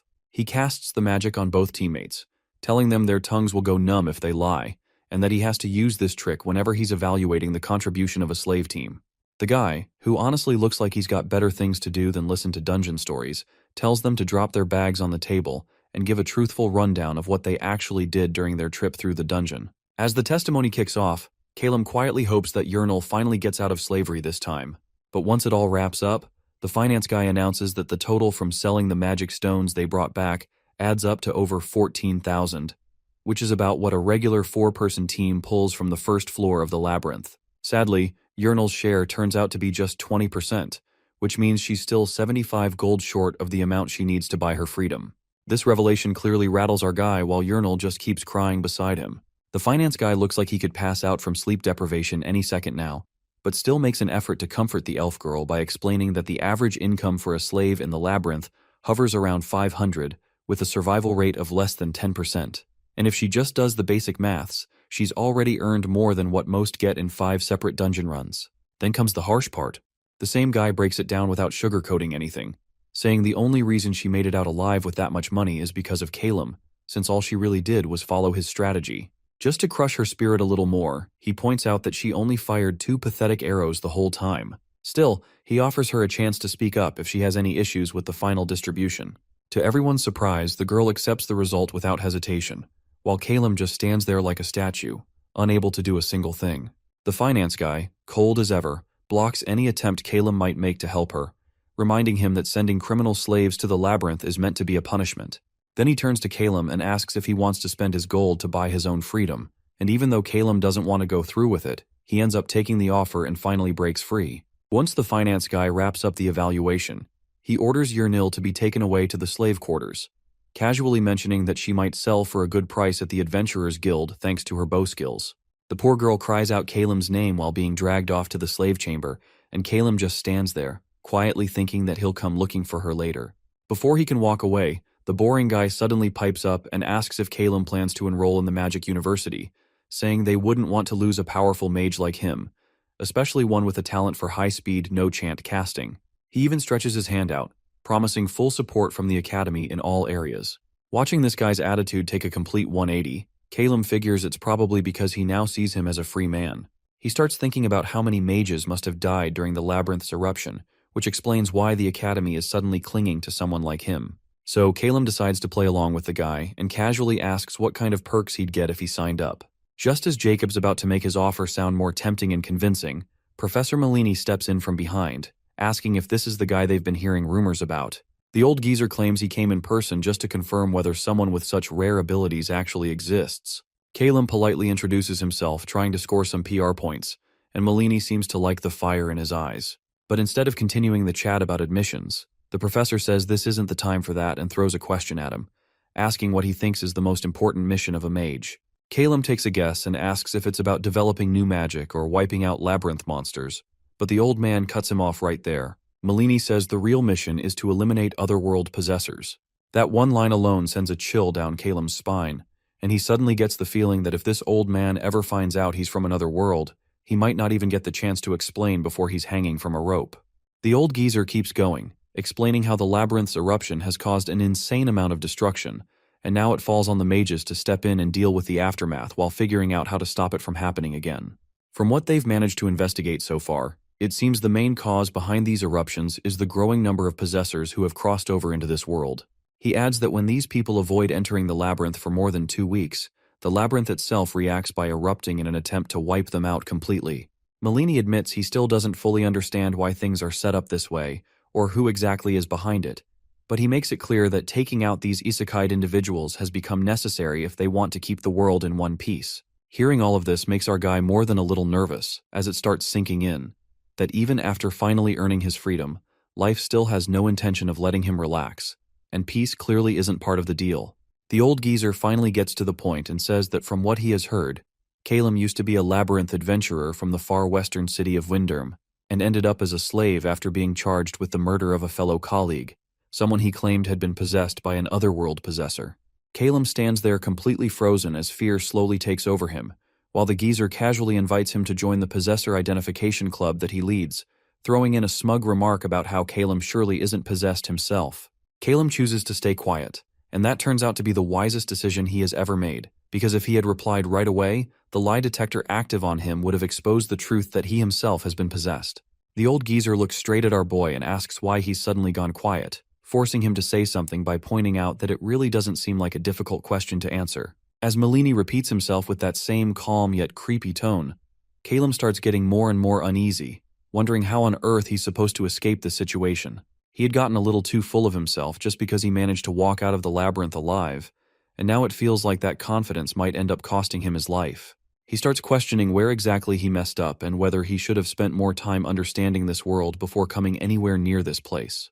Meanwhile, the old geezer keeps pushing for a proper answer, and just when it starts looking like Calum's completely cornered, Clarence walks in, greeting the old man and stepping in with a perfectly timed save by saying that the poor kid probably hasn't gotten his head straight yet after just making it out of the labyrinth. He adds that trying to recruit Calum the moment he gained his freedom seems a little too rushed. The old geezer poetically responds with a smug little line, saying that a diligent farmer never wastes time when it comes to harvesting a promising crop, and asks if Clarence's professor Iseloff is also interested in Calum. Clarence gladly says yes and argues that with talent like his, who wouldn't be? He then adds that Calum's abilities seem far more suited for something like labyrinth exploration rather than going around hunting the possessed.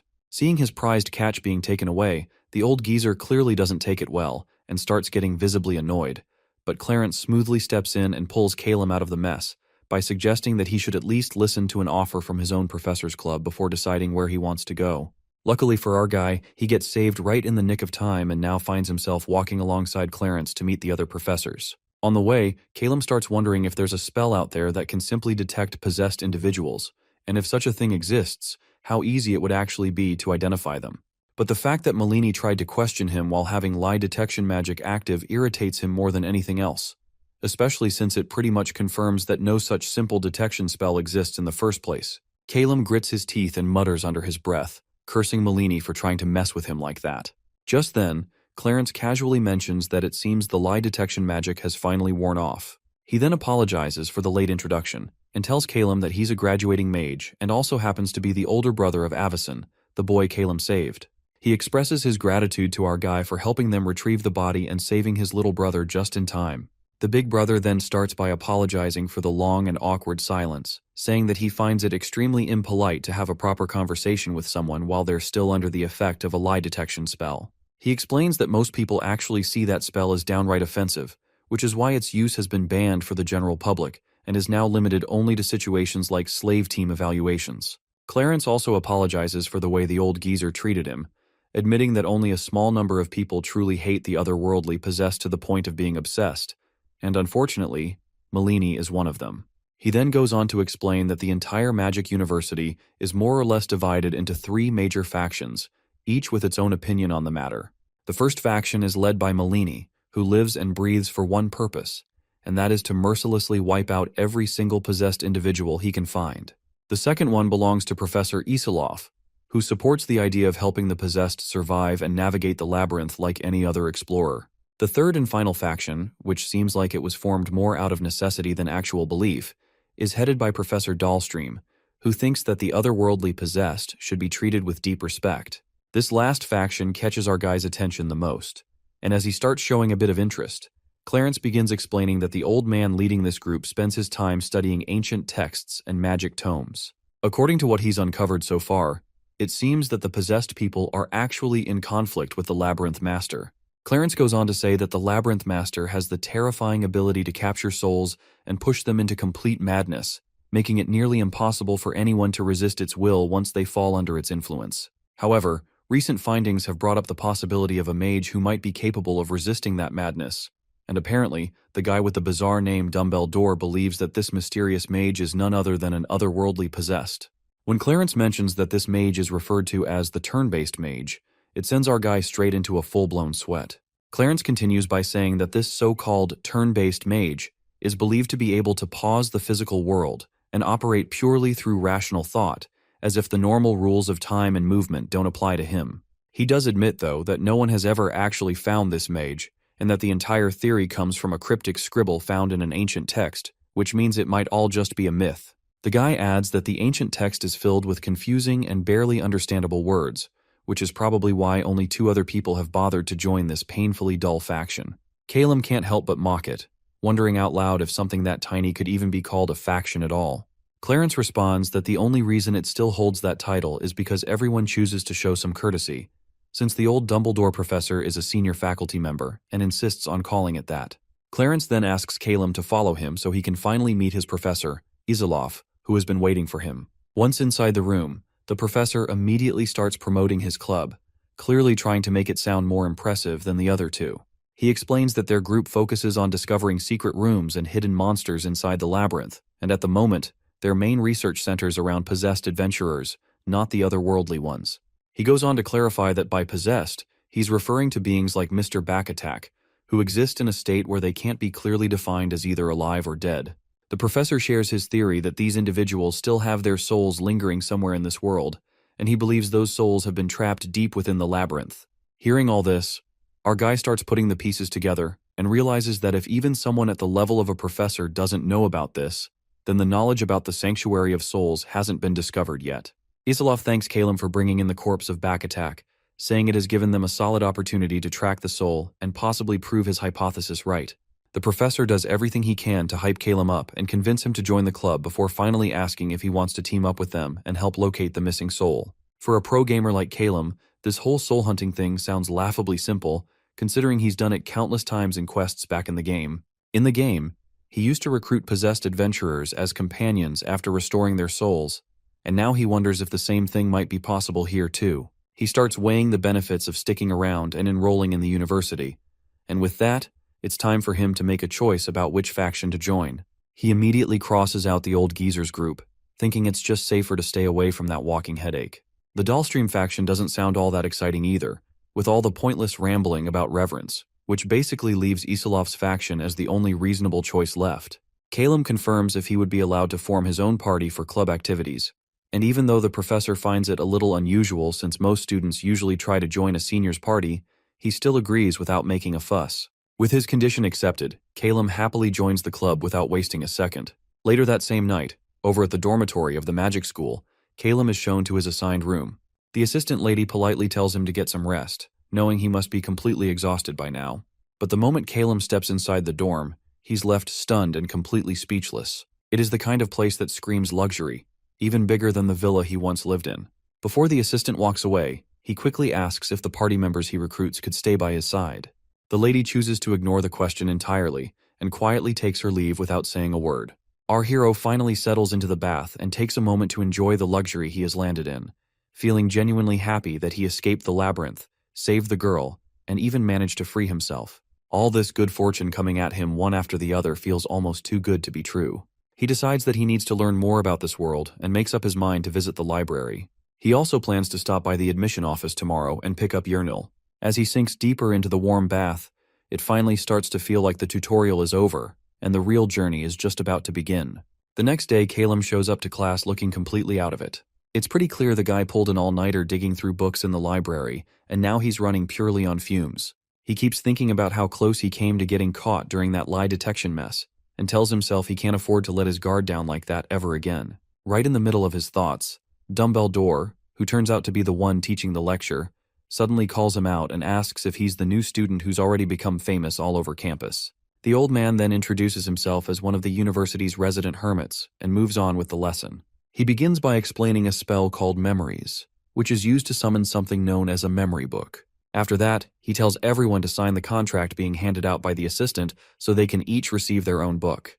The old guy asks the students to summon their books and check how many slots they have available, explaining that the number of slots depends on the caster's level. Since Calum is currently at level 5, he ends up receiving 3 magic slots for now. After everyone finishes getting their spell slots, the old man tells them that while they can only learn a number of spells equal to their slots, there's also the option of mixing those spells together to come up with entirely new ones. Without bothering to explain further, he suddenly claims he's not feeling too well and hands over all the teaching duties to his assistant Scarlet, using his so-called illness as the perfect excuse to slack off and disappear from the scene. Scarlet, who already looks like she's carrying the entire school on her back, has no choice but to accept whatever dumbbell door throws at her, knowing full well there's no way to argue back. She then gathers everyone without wasting time and leads the whole class out to the training grounds. Once there, she starts walking them through the method of combining 2 basic spells into what she calls a second-class spell, and explains that this technique of crafting stronger magic is known as spellbook binding.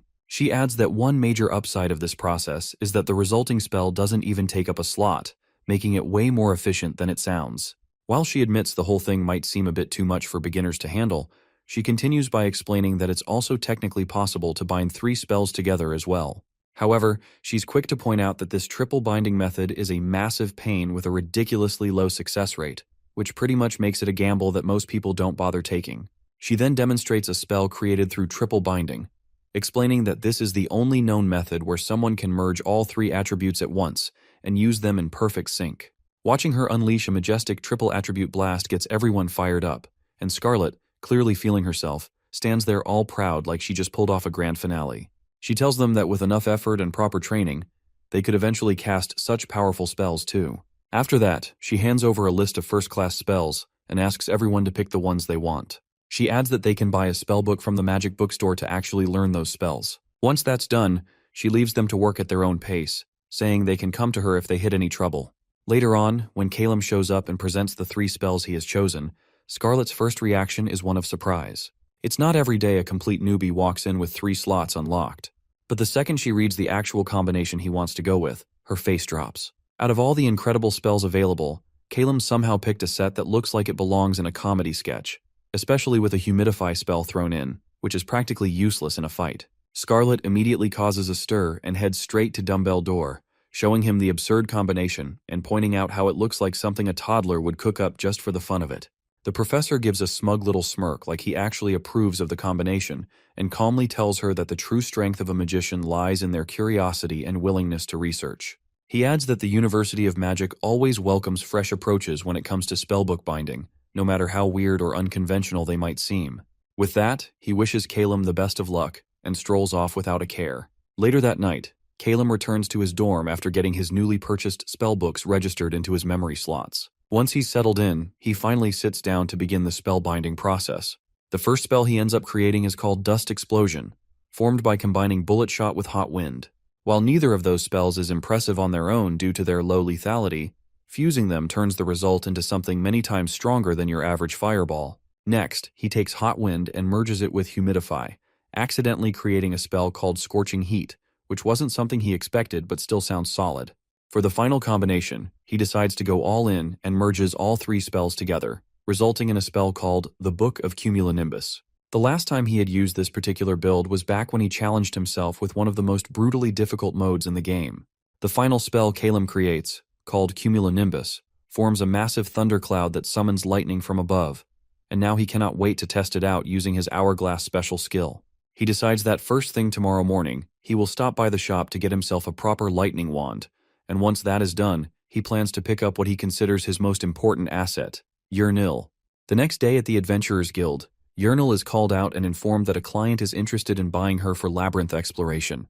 The news sends a wave of dread through her as she starts imagining what kind of person would want to buy her, and what awful things they might have in mind. Her thoughts spiral into every shady possibility she can think of, and the panic builds up until suddenly she hears someone call her name and say that he missed her terribly. She looks up and nearly jumps out of her skin when she sees Calum sitting there, completely calm as if he has all the time in the world. Shocked and thrilled, she runs to him and asks what he is doing here and whether something went wrong at the university. Calum smiles and says he would never leave behind a teammate who fought beside him and risked her life. He raises his hand toward her and promises that he is here to make her a free citizen by buying back her freedom with his own gold. For Calum to officially make Yurnil a free citizen, there are two possible routes he can take. The first one is to collect the body retrieval reward from Avacyn. When Yurnil hears this, she immediately asks if that reward had not already been taken care of. Calum explains that Avacyn's older brother had only paid 100 gold upfront, and that the rest is still pending. But he is pretty confident that once the full amount is received, Yurnil's share will come out to more than 100 gold, enough to cover the cost of her freedom. Until that happens, Calum knows he cannot risk letting any other party claim her. The second option she has is to join him in the labyrinth, and if she manages to pay off her remaining debt with the rewards from their next expedition, she could earn her freedom that way. He believes that having her by his side again would be the ideal situation, and to make that happen, he even hands her a brand new bow. For a moment, though, he senses a bit of hesitation in her eyes and starts to worry that she might reject the offer and walk away from the party. But what happens instead completely surprises him. She looks at him and asks if it is really okay for her to keep following him. Then, with her voice full of determination, she shouts that she wants to be called Calum's comrade and joins him on his journey without a second thought. Calum smiles and tells her that he has already found their final party member, which instantly gets her all excited as she eagerly asks who it could be. Back at the academy dorms, he lets her stay over for the night. After he tells her to make herself at home, Yurnil is super happy with the new clothes and shiny gear she got practically for free in return for some drowning debt, of course. Even then, she's thrilled she gets to live in what basically looks like a 5-star hotel and work in the labyrinth with Calum. But the thing she looks forward to the most is a private bathtub. Sadly, her hype quickly dies down as a zombie back attack pops up and makes her scream her guts out. She yells at Calum, demanding why there is a monster in his dorm, and he simply tells her to calm her melons, explaining that he asked the sketchy professor to use a necromancy scroll on back attack instead of letting the talented rogue go to waste. Hearing the zombie groan, Calum tells her it's obviously saying hi, but she straight up tells him either back attack goes or she does, but he hits her with a big fat nope. It is explained that according to the professor's book, there was a major eruption 12 years in the past, and that resulted in countless deaths from the 3,000 or so monsters that broke out from the labyrinth. Behind all this was apparently an otherworlder named Henry, who lived in the slums, and the guards found signs of a fight near his body, which was thoroughly mutilated. Next to it was a note to all otherworlders, warning them to stay away from the Magic University. At first, Calum thought it was weird for him to leave a message like that in English, but it keeps bugging him that there might be something much more sinister going on inside the university besides regular research. The place most damaged by the eruption was the Magic University. Maybe it was because it was at the front lines and faced the brunt of the attack. But there's also a lingering theory in his head that the monsters turned to hunt the other migrators hiding inside the university after they killed Henry. Thinking Malini is the most sus figure in the whole place, Calum starts brainstorming ways to keep his identity as an otherworlder hidden when Yurnil suddenly shows up in his room looking like she had the worst nightmare of her life. She begs him to let her sleep with him because the brain-dead zombie tried to eat her brains, and he flat out rejects her even though she does her most cutely menacing face. Then, he tells her she can stay on one condition, and casually drops a bunch of scrolls in front of her, saying that he bought them all from the black market and would really appreciate a loyal assistant to help him test all of them out. Meanwhile, the professors are having a discussion about a top-secret project on tracking the otherworldly migrators, and Isilov surprises the old geezer by saying someone actually took the crazy quest. Then he adds that the one who took it is none other than the star of their university, who is currently forming his own party. Malini finds that seriously suspicious and doubts that the newcomer is just a lucky genius, sharing the story he heard about how Calum used an ice spike at the perfect time to freeze the boss's venom sac like never done before, and that the same kid even took down the infamous back attack solo. Annoyed, the old man claims there is no explanation other than that he is a migrator and insists it's their duty to punish him, but Isilov flatly refuses to sacrifice a talented mage's future based purely off of suspicion. Hearing that, the old man cools down slightly, but he says it is strange that the entrance exam didn't get that many candidates recently, and walks out, reminding Isilov that the reason they are so low on manpower is because of a single troublemaker from 12 years ago, so he refuses to let Calum go unobserved. After he leaves, Isilov ponders over things for a moment, and thinks that while Malini had a valid point, it's also a fact that the university is in deep need of someone who can explore the labyrinth and bring back valuable information to the university, and he wonders quietly if Calum will succeed in his ambitious attempt. The next day, our hero is surprised to see that someone actually applied to his party, considering it's run by a rookie mage who just recently got out of slavery. Standing behind him is Yurnil and Zombie Back Attack, who is attracting all kinds of weird looks from everyone else in the building. Our boy thinks he should reveal the truth to his party members when the time comes, while Backattack nibbles on Yurnal's ears like they're cotton candy. Having waited long enough, Backattack and everyone else turn to our hero as he announces that he plans to search for the place where his zombie's soul is being kept on his next expedition, and for that, he desperately needs a proper tank warrior. He tells all of the applicants to lift the heavy barrel as their first test to qualify, since he can't check the stats of people not in his party, so he'll just make them throw a barrel, thinking of how dumb strong the dwarf was. After that, he'll make them demonstrate their shield charge and taunt skills. After his bold announcement, he asks who thinks they are up for the job, and the crowd that was so hyped suddenly starts having doubts, and it quickly becomes clear that the qualifications he just listed have already cleared out half the candidates. But this is honestly the best way, as warriors, archers, and rogues can only gain skill by surviving in the labyrinth, so it serves as undeniable proof. Yurnal whispers that even she doesn't fit the criteria, but he calmly tells her she'll get there soon enough. Suddenly, a dwarf starts an uproar at the absolute balls our boy has to demand so much after only surviving once in the labyrinth himself. But then, the lizard man named Bernard from before politely asks the dwarf to piss off. Instantly recognizing him, the others around question Bernard on why a paladin from the Temple of Nathaniel would ask to join a first-floor party when he already managed to get to the second floor. But our hero already knows exactly why the paladin is after them, as the Temple of Nathaniel refuses to let any necromancer or his undead roam freely and unchecked. Suddenly, Bernard starts crying to his Lord Nathaniel, saying it is fate for him to be chosen, but a rough-looking swordsman appears behind the lizard man and tells him to stop yapping like a madman. The man introduces himself as Hijikata the Blade, and states he is actually an explorer on the third floor, but he wants to search for a dear friend of his who went missing. And if Calum somehow succeeds in reviving Backattack, that will help him out immensely in finding a way to his friend. And our boy finds the third-floor adventurer a great potential ally as well. Still, he does not want to hire anyone who will just leave his party right after the expedition, and he wonders to himself how he can find someone willing to join him for the long term. Just then, a fat bald man with eyes like Brock appears dramatically and states he wants to give an interview. Hijikata and Bernard doubt if he seriously thinks he can compete, but the monk yells that he absolutely has to join the party no matter what. Our boy is genuinely surprised seeing the dedicated monk practically begging him for an interview, and reveals the sudden bombshell that Backattack was actually his brother from another mother. The bald monk admits that Backattack died because of him, and explains that the famous first-floor adventurer stayed with his party for a solid 3 years because he loved their party more than going up the higher floors.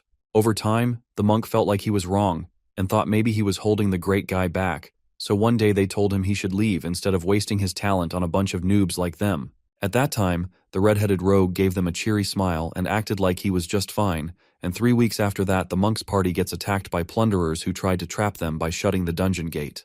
Still, one of the girls somehow managed to get out and report it at the guild, and because Backattack was there, he instantly rushed to the new entrance gate. Meanwhile, the monk lost his teammates and gave up on life at the last second.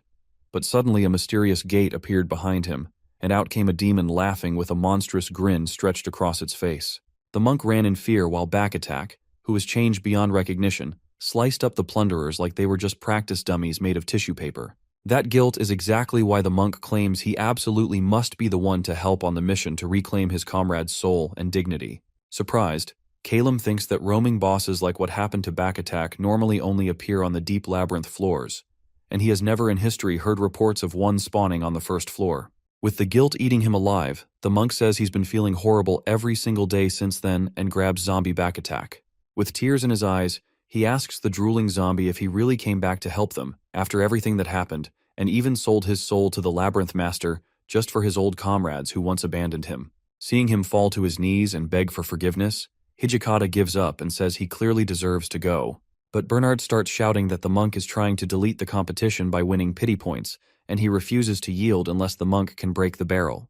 Our boy thinks that's a bit unreasonable as monks normally build agility instead of pure strength. Seeing the big, beautiful man crush the barrel with his bare hands, Calum suddenly realizes he is a strength monk, exactly the kind of frontliner he was secretly hoping for. With that, the party is finally complete, and our hero tells the monk Amos to get prepared before they set out.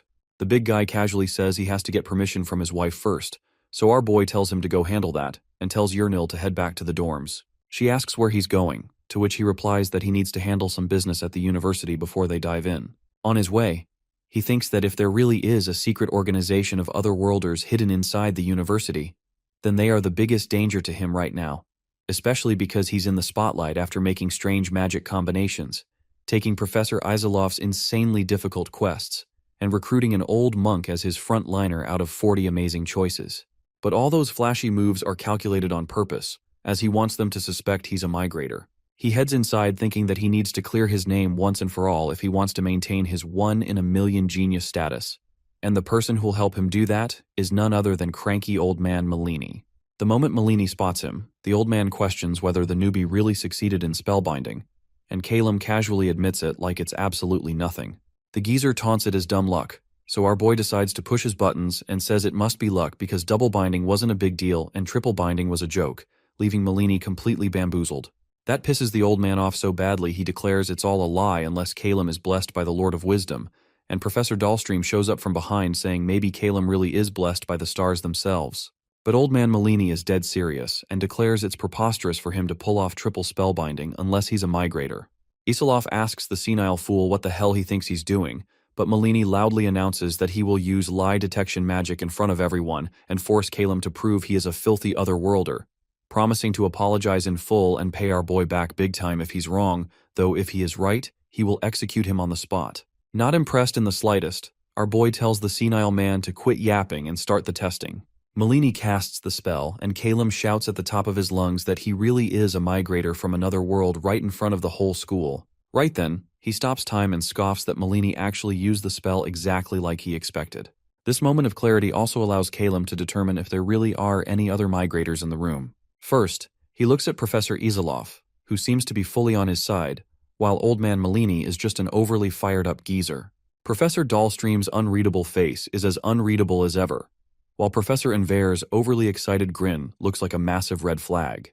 In the last 5 seconds of frozen time, our boy executes his genius plan and spits out the one lie he knows will hurt the least: that Labyrinth Abyss is the best game he's ever played. His time runs out, and an intense shock tears through his body as time resumes because he lied. As he falls to the ground in agony, Isilov rushes to help Calum and announces it's official that he is not a migrator, leaving Malini utterly and hilariously speechless. A week passes by, and Yurnal asks our hero if he really is okay because he was comatose for a solid 2 days after the massive shock, but it was all totally worth it to get an apology from that stuck-up old man, as well as the Compass of Grade as proper compensation. True to its name, the compass is a legendary tool that guides the user toward treasure chests in the labyrinth, with even more special effects at higher levels. While he isn't sure what kind of effects the compass will eventually unlock, Calum is pretty sure finding a legendary item is going to be a whole lot easier now. With that, he finally heads into the labyrinth with his new comrades by his side. However, they get a surprise as soon as they step inside. Calum sees a group of adventurers huddled up and whispering about something, so he asks Yurnal if she can hear anything. She says they're surprised to see how shabby the party looks compared to the flashy rumors. Just then, the bowl-cut girl walks up and greets his party, politely asking if she can have a minute of his time before they head in. Calum instantly clocks them as trash-tier looters looking to rob his rookie party blind, and avoiding lowlifes like these is exactly why he tried to be the first one to enter as soon as the gate opened. Our hero grits his teeth, and when the girl asks what he's got in his bag, he tells her to mind her own darn business. The shady lady warns him that the labyrinth is full of looters, so if he's got anything valuable he's afraid to lose. She's a friendly hot lady happy to keep it safe on her. Surprisingly, Amos is the one who steps up and tells the flat as a bored little girl to piss off, because his leader isn't some clueless fool, and he could easily turn filthy thieves like them into barbecue if he felt like it. That really ticks her off, so she leaves with a scoff saying it was just some harmless advice, and to Calum's surprise, she and her sketchy party enter the labyrinth without saying another word. Once they go inside, Yurnal quietly asks if they really were plunderers, but he tells her not to worry, because he can rely on her ears to hear them creeping up any time. However, a loud cry for help suddenly echoes, and our hero quickly turns to spot an adventurer running toward them, screaming that a looter is after them. It turns out to be the shady girl from earlier, but he calls Cap and demands a single good reason why he should help her now, as she drops to her knees and begs. He thinks he would have roasted her to a crisp before she got a word out if this were just a game, but he decides to humor her and asks why he should help a trashy thief like her now. She admits to being rude earlier but swears she got ambushed by bad men even Diddy gets nightmares of, which manages to make Yurnal feel bad for her despite everything. Calum thinks it's possible she isn't lying, but trust in the labyrinth is the fastest shortcut to a dramatic, pointless death. With a cold, sharp glare, he tells the thought to be gone if she doesn't want to get blasted by his magic to the count of 3. The harpy keeps begging him with her best damsel in distress impression, but by the time he counts to 2, she quickly turns to leave with a pout. Just then, Yurnal's twitchy little ears pick up someone coming right at them from the front, and the moment she sees them, the woman beside them starts screaming again. With the most pathetic acting in history, she rushes toward Amos, who is momentarily paralyzed on what to do, so Calum quickly asks Yurnal to tell him how many enemies there are, and she estimates there are 4. An arrow comes flying from the darkness, but the Gaiga Chad monk cuts it down with style, though that tiny opening allows the bowl cut to sneak past him. She pretends to run past our hero before suddenly revealing her true colors. In the blink of an eye, she spins around and holds a stick to his neck, acting all smug about how good her Logan Paul tier acting was. Imus panics hard while the lady brags she used a magic disruption skill to make Calum useless, but our hero calmly orders the monk to keep his eyes on the actual enemy and activates the hourglass. With time now frozen, he breathes a heavy sigh of relief with the attack nullifying scroll clenched tightly in his hand. He's genuinely impressed at how she used herself as bait and made the smart choice of targeting him first. Pinning his instant cast ability with magic disruption would have made his next attack look like a clown show straight out of a circus. After that, paralyzing Yurnil and getting rid of Amos would have been way too easy, especially while back attack is pitifully weak in his current zombie state. Our boy seriously regrets not giving that scummy woman a painful death earlier. Still, he regains his composure because the lives of his comrades are literally in his hands, and he remembers the critical discovery he made with Yurnil just a few days ago that might change everything. Knowing the 60-second cooldown is way too long for such a dangerous fight, he had prepared himself with a ton of scrolls, and one of them allows him to be free of any status effect, such as magic disruption, in exchange for some serious fatigue. He prepares a lightning bolt spell to dish out some well-deserved punishment just as the timer ends, and the shady lady gets a shocking surprise that leaves both her and the other plunderers staring in dumb confusion. While her legs go weak and she collapses to her knees, our boy thanks her kindly for helping him figure out that his first instinct to fry her alive was absolutely right all along. The only thing she's getting from him now is pain. With tears in her eyes, the ugly little sob begs for forgiveness, and he forgives her all right by blasting her into dust as grimy as her. It's the kind of mercy that comes with a voltage warning. A system notification informs him that he has unlocked the temporary hourglass, while the Wolfman still fails to understand how magic disruption failed so catastrophically. Calum then points his staff toward the incoming fools and unleashes Bloodlust Surge, which gives him another glorious time stop with 2 precious action points. While everyone stares at him in confused horror, he spots the dwarf in the back and realizes he's a puppeteer, which explains why Yurnal heard 4 bodies coming. He uses lightning on one, commands Yurnal to shoot the dwarf, and then follows up with explosion magic on the 3rd goon. As time resumes, the plunderers get hit with a beautiful, explosive surprise, and the dwarf gets shot right in the chest with a satisfying thunk, leaving the dogman sweating harder than a league player in ranked overtime. The fool instantly falls on his hairy cheeks in surrender, arms shaking, and Calum slowly walks toward the tree stump with an arrow sticking out, where the guy is practically begging him for forgiveness already. However, he calmly reminds the guy that he isn't playing Mr. Nice Guy anymore. With his wand politely poking the dwarf's shiny bald head, he unleashes a deadly shock and gives him the full electric chair execution right there on the spot. Later, they set up camp and take a short rest. Yurnal regrets the fact that she was as useless as Aqua the whole time, just standing there in total shock. She slaps her own cheeks and swears she'll become a comrade he can actually be proud of. Just then, our hero wakes up and apologizes for getting knocked out all of a sudden due to the heavy fatigue from the scroll. He notices that Amos has already neatly organized all of the filthy looters' belongings. The big guy asks him what they should take, and even though our boy really wants it all, he decides to only take the potions and light gear because of the annoying carry weight limit. He's pretty impressed though that those trash-tier clowns had 5 full potions, 1 cooldown reduction elixir, and even a rare Raise Dead body scroll. He also notices the shady lady's staff has psychokinesis engraved on it, and quietly thinks that giving your weapon a name like that is mad cringe. With that settled, he gets ready to set off again, but Yurnal points out that she can hear the sound of a ticking watch coming from his pocket.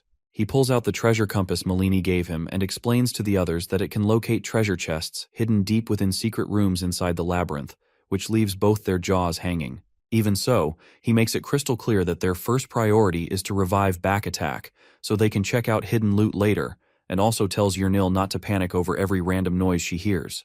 Feeling a little downhearted, Yurnil mutters that her hearing is the only decent feature she really has, but he assures her that she's a great help to him regardless. Hearing that, she asks if she should report the sound of flowing water too, and Calum absent-mindedly says yes, until it takes him a moment to actually process what she just said. He instantly yells at her to take him there immediately, nearly giving her a heart attack. You see, classes like rogues and warriors need a fountain of blessings, which can spawn randomly anywhere deep inside the labyrinth, and allows adventurers to unlock rare weapon-based special skills. Soon enough, Yurnil leads them to the fountain room and Calum compliments her on the incredible work. Then he asks both her and Amos if they're ready to grab a shiny new skill. While the elf still can't get over his compliment, the monk awkwardly admits he failed to get a skill a couple of times he tried.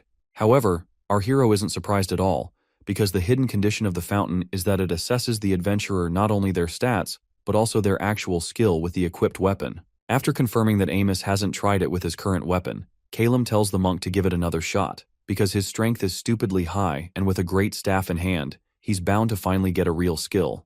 Although he doesn't fully believe in himself, the bald monk dips his head in the magical water and instantly shouts the very moment he pulls out that he actually did get a new skill called Smashing Gaia.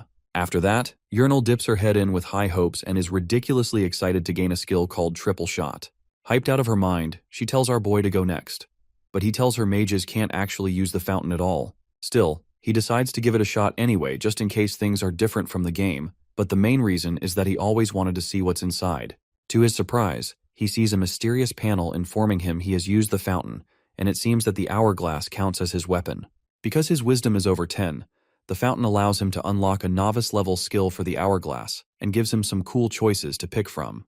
The first one allows him to move his arms if he has a wand in his hand, though he still can't interact with or manipulate objects. The second one allows him to trade 1 second of the timer to reduce an hour from either the hourglass cooldown or a debuff of a skill usable once every hour. The third choice lets him open the memory book and change his spell slots on the fly, with each swap costing an action point. The last one lets him use 2 action points to control his party members, even without having to win their trust. But if the command is deemed unacceptable, the target will temporarily go mad. Seeing these annoyingly confusing skills gives him a headache, but our boy quickly realizes the choice isn't actually that hard if he crosses out the less useful ones. In the end, he chooses the first option, the one that gives him the freedom to move during time stop. Yurnil rushes over in concern, thinking he passed out with how long he took. Our boy instantly tests out the new skill and feels oddly satisfied with its cool effect. After that, they dive even deeper into the labyrinth while literally following back attack from a distance, using the undead rogue as a meat shield to absorb traps like a walking decoy. On the way, Amos casually takes out the charm his wife gave him, and seeing how adorably wholesome the big guy's love life appears, Yurnil gets curious and nosy and asks how a monk managed to lock down a woman. Without hesitation, he shares that he met her at the guild, and that she's the one who got him into Back Attack's party, which is exactly why she let him go on this mission, even though there's no money in it for him. The big guy says his wifey is the reason why he absolutely has to make it back alive no matter what, which makes our boy slightly concerned that he just set a massive death flag without realizing it. As they continue moving deeper, Back Attack suddenly begins groaning and chasing something with urgency. Yurnil wonders what caught his attention, and after watching the red-headed rogue start digging wildly at the floor tiles, Calum realizes that his body must be resonating with his missing soul. He guesses the soul is located on floor 1.5, catching Amos off guard that the old rumor might actually be true. Right as our boy is about to reveal the secret method to reach the rumored floor, the bird-brained elf steps on a suspicious tile, because of course she does, causing the monk to panic as the entire chamber begins to rumble and the walls shake violently like they're about to collapse completely. But our boy stays cool as a cucumber and grins, saying they found the entrance pretty easily, as the floor begins to shift and reveals a hidden staircase at the base of which lies a swirling portal to the secret floor 1.5. Inside the portal, they see a strange village with massive buildings that completely stun Yurnil into silent awe. But Calum isn't all that surprised because he's already seen it in the game before, and he warns her they have to move quietly going forward to avoid setting off the sentinels. The Sentinels of the Border are monsters found exclusively on floor 1.5 that surround the player in overwhelming swarms, and are basically a guaranteed death sentence. As long as they stay hidden inside the buildings, it is possible to go through undetected, as long as they make absolutely no sound whatsoever. Our hero makes it clear that their job is to silently grab the soul and get out fast, and he's confident he shouldn't get lost since he's seen this place many times in the game already. Sometime later, he finally arrives at the Gothic cathedral known as the Sanctuary of Souls. As he opens the tall iron gates, all seems to be going exactly like it does in the game. Watching the countless jars scattered all over the eerie floor, Yurnil nervously asks what they are, and he casually explains they're jars of jam, except the jam inside is literally souls of the dead. Slightly more than concerned, Amos questions how it's even possible to find the specific soul they're looking for, and our boy casually points toward the only one in the room that's glowing bright gold. Amos doubts if he actually knows what he's talking about, so Caleb explains that the moment they grab Bakatak's soul, monsters will definitely swarm them, and they'll need to haul it back to the first floor at full speed. Hearing that ominous warning, the big guy gets ready for action, but Yurnal shyly points out that she actually sees another shining jar, and innocently asks what they should do now that there's two of them. Amos swears on his bald head that the second one wasn't glowing even a moment ago, and wonders out loud if the Labyrinth Master really trapped another innocent soul. But Caleb refuses to believe that nonsense, considering he should still be the most powerful rookie adventurer on the entire first floor. Right as he starts to piece together what that actually means, Yurnal warns him she hears a ton of footsteps heading toward them fast, which confirms someone just died on floor 1.5. Somewhere nearby, a guy yells at his party member to give up on the dead and rush straight to the cathedral to take shelter before it's too late. They slam the massive doors open, and our boy is surprised beyond belief to see a familiar crusty green face appear in the doorway. The dumb lizard man immediately yells at Caleb for leaving the doors open when they're in such a dangerous place, while our guy facepalms at the idiot who just doomed them all to a giant monster party. The brain-dead lizard shouts again that the swarm is already coming, making Caleb angrier by the second, but he still bothers to ask the lizard man why he's even here right now. Bernard explains that he was sent by the church to explore the labyrinth when he just so happened to stumble upon the hidden staircase leading down. The paladin, clearly suffering from some end-stage brain rot, thanks Lord Nathaniel for the fateful meeting, but his teammate Ramus tells him to shut up and set up the barrier before the monsters get inside. Bernard quickly casts a barrier on the door and asks Caleb to assist him in subduing the demons like they're best friends, while our boy just wants to shoot himself right after he finishes shooting the idiot who ruined his peaceful soul retrieval mission. Still, in order to survive this absolute mess, he locks in and tells Bernard to follow his orders for a while, but the mentally challenged lizard man just asks why he would even do that. My guy calmly reminds him that the whole situation is his fault from the beginning, and that convincing logic gets Bernard to listen pretty quick. Our hero then decides he has no choice but to revive Bakatak immediately now that he needs every single bit of help he can get. So he uses the Undead Rest Scroll from Professor Isilov first to remove the necromancy effect from him, which takes about a minute. Then, he tells Yurnil to get ready to catch the glowing soul jar right after he drops it down gently with his magic. In the meantime, he asks Bernard's party to share what skills they've got, but the little midget shows annoying attitude and boldly states that he takes orders from no one besides great leader Bernard, and that it's the rookie who should be taking orders from His Holiness. That irritating response pisses Caleb off instantly, so he asks the divine lizard what big brain plan he cooked up before that got him here, and the guy proudly says they charged courageously straight at the monsters. With a serious look that could cut stone, Caleb reminds the fools that a party member literally lost his life thanks to that genius five-head plan. Then, he leaves them all properly shaken by calmly stating he'll also revive their fallen comrade, on the condition that they fully obey him without question. To make it believable, he shows them the glowing jar with the man's soul inside, and convinces the Smooth Brain Squad pretty fast with that alone. Naturally, he says he'll be asking for compensation afterward, but just knowing their precious comrade will be revived is enough to win Bernard's party over, so the midget reveals all their skills. With that, Caleb and the rest of his gang prepare for hell to break loose as the barrier and gate teeter at the edge of bursting wide open.